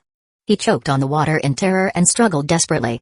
In a flash, the water in the living room splashed violently, the waves rolling. The other 3's faces changed instantly. Xiao. Oldkin hurriedly pulled out a stick from his back and stirred the water everywhere. Splash. With a strange noise, a crimson shadow flashed through the water. Before they could react, Ziazu exclaimed, what was that? Oldkin and Old Lee turned to look at Ziazu, their eyes wide with terror. Suddenly, Ziazu felt something amiss, struggling to breathe, with sharp pain in his chest. Looking down, he saw a slimy pink tongue piercing his chest. Ziazu opened his mouth, but before he could say anything, the pink tongue curled downward sharply. In an instant, Ziazu was dragged underwater, disappearing beneath the surface in a blink of an eye. Oldkin and Old Lee witnessed the scene, their faces turning pale as death. Monster! Help! They screamed and fled for their lives. Oldkin dashed towards the living room door, trying to reach the 14th floor. Old He was smarter, running towards the bedroom to lock himself in. But before they could get far, 2 pink tongues shot out from the water. With 2 quick bursts, The tongues pierced their bodies. Before they could scream, they were pulled underwater. Moments later, the water churned, a large amount of blood spreading and turning the water red. What was that sound? Did you hear it? Sounds like it's coming from the 13th floor. Some people fishing on the 14th floor looked towards the 13th, puzzled.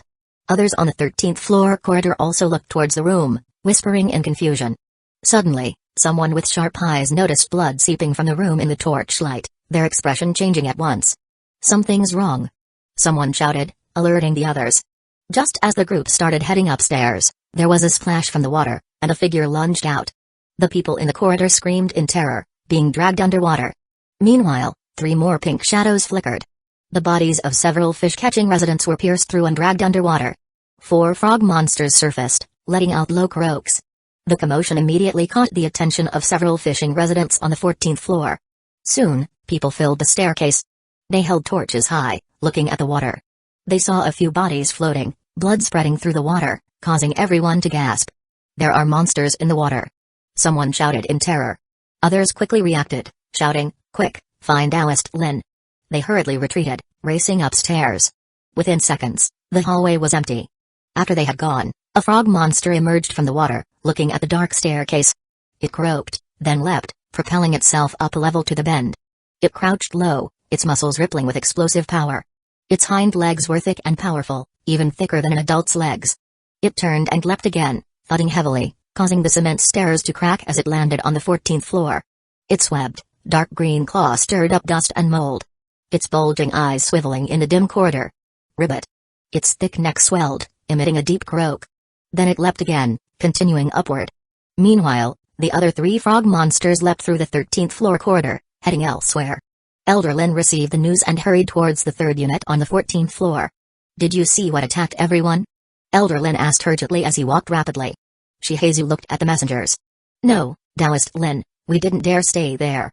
Everyone was dead, blood was pouring up in waves. Taoist, you should see for yourself. Oldkin and the others are all dead." Yang Shenman, following, couldn't help but say, "Didn't I tell you all? Don't go into the water, why don't you listen? Dr. Yang, it's not the people's fault. We don't have fishing rods, and we couldn't catch anything. It was quicker to go into the water and catch fish directly. Yeah, Mr. Liang is leaving tomorrow, we wanted to catch more fish while we could trade with him." Taoist Lin shook his head and said, "The rooftop cable is set up, we can continue trading even when he's gone. What's the rush? Now lives are lost." Shaking his head continually, the group walked a short distance before hearing screams from the 3rd unit. Everyone was startled. Elder Lin's expression changed. "Quick, everyone run upstairs. Shihazu, Dr. Yang, let's retreat, and assess the situation." He reacted quickly, turning towards the 15th floor, his eyes scanning the 14th floor corridor. They saw someone running towards them, screaming for help. "Help, it's a frog monster, Taoist Lin, help." The terrified person shrieked, and Elder Lin was stunned. "Frogs? What's to be scared? Shit." Before he finished, a dark green frog as tall as a person sprang from the hallway. Bam! The massive form pounced on the fleeing man, splattering blood and brain matter everywhere. Frightened, Elder Lin trembled, then, without hesitation, turned and shouted, "Run!" Chapter 123, Spirit Shock, One-Hit Kill Frog Monster Run. Elder Lin let out a strange scream, and everyone immediately reacted, frantically rushing upstairs. Yang Shenman couldn't help but shout, "Elder Lin, damn it, delay that beast." Elder Lin took a big stride, passing everyone else, shouting, "That beast is practically demonized, my skills aren't enough, hurry and find Mr. Liang and the others." Everyone ran upstairs like smoke. The frog monster on the 14th floor heard the commotion and immediately hopped towards them. Although it couldn't run, each leap covered a whole floor, it wasn't slow at all. Luckily, Elder Lin and the others were cunning, running to the 15th floor and immediately splitting into 2 groups, sprinting towards both ends of the 15th floor corridor. After all, climbing stairs was too slow, running on flat ground was still quicker. Elder Lin, Yang Shenman, and Shihazu all chose to run towards the corridor of Unit 4 simultaneously. Because Liang Yuan and Zhao Kai lived in Unit 4, 3208. The others instinctively ran towards Units 1 and 2 because their homes were over there. But as soon as they entered the Unit 2 corridor, they immediately realized. "No, we can't lead the monster to our homes, quick, upstairs, to Unit 4, find Mr. Liang and them." Someone figured it out and quickly shouted, running back upstairs. The others also quickly turned and ran upstairs. In this delay, The frog monster had already reached the 14th floor. Following the noise, it immediately chased the people from Unit 3, and soon, there was a series of screams. Elder Lin, Yang Shenman, and Shihazu ran through the corridor between Units 3 and 4 and were about to go upstairs. Suddenly, crossing the corridor, they saw a dark green frog monster right ahead, pulling half a corpse into its mouth. Their faces changed simultaneously. Damn, there's another one here. There's more than one frog monster. Run, quickly. Shihazu rushed upstairs, followed immediately by Yang Shenman. Seeing the three, the frog monster immediately released its tongue, dropping half the corpse, then retracted and whipped its tongue in a single motion. Whoosh! The pink tongue, like a sharp sword, tore through the air, shooting rapidly. Elder Lin hadn't fully dodged into the stairwell, his face turning pale. He hurriedly activated his mutant ability. Instantly, golden light surged within him, forming a golden sword shadow above his head. Ah! He shouted, swiping his hand, sending the golden light shooting towards the frog monster's eye. The frog monster was startled, suddenly twisting its head, whipping the extended tongue to fiercely strike at the golden light sword. Bang! The pink tongue struck the golden sword light, the golden light exploding instantly, and the tongue pierced through the upper corridor with a loud crash. The frog monster's eyes flashed with confusion, feeling as if the golden sword light met no resistance. Its eyes turned, looking ahead in the corridor. Elder Lin and the other two had already fled. Gribbet! It let out a low growl, leaping up with a bang, landing in the stairwell. Then, pushing off its legs, it hopped up half a floor, chasing after Elder Lin and the other two. In the 3208 room on the 32nd floor, Liang Yuan was taking a nap with his eyes closed. Suddenly, he opened his eyes wide.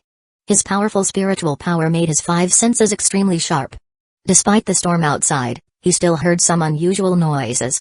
What sound is that? He quickly got up, walked to the window, and looked out. The outside was pitch black, with only the 14th floor near the water's surface showing faint firelight. But at that moment, the firelight was flickering chaotically. Amidst the storm, there were also screams coming through. What's going on? He furrowed his brow, quickly turned, and opened the door. Zhao Kai, wake up. He knocked on Zhao Kai's door.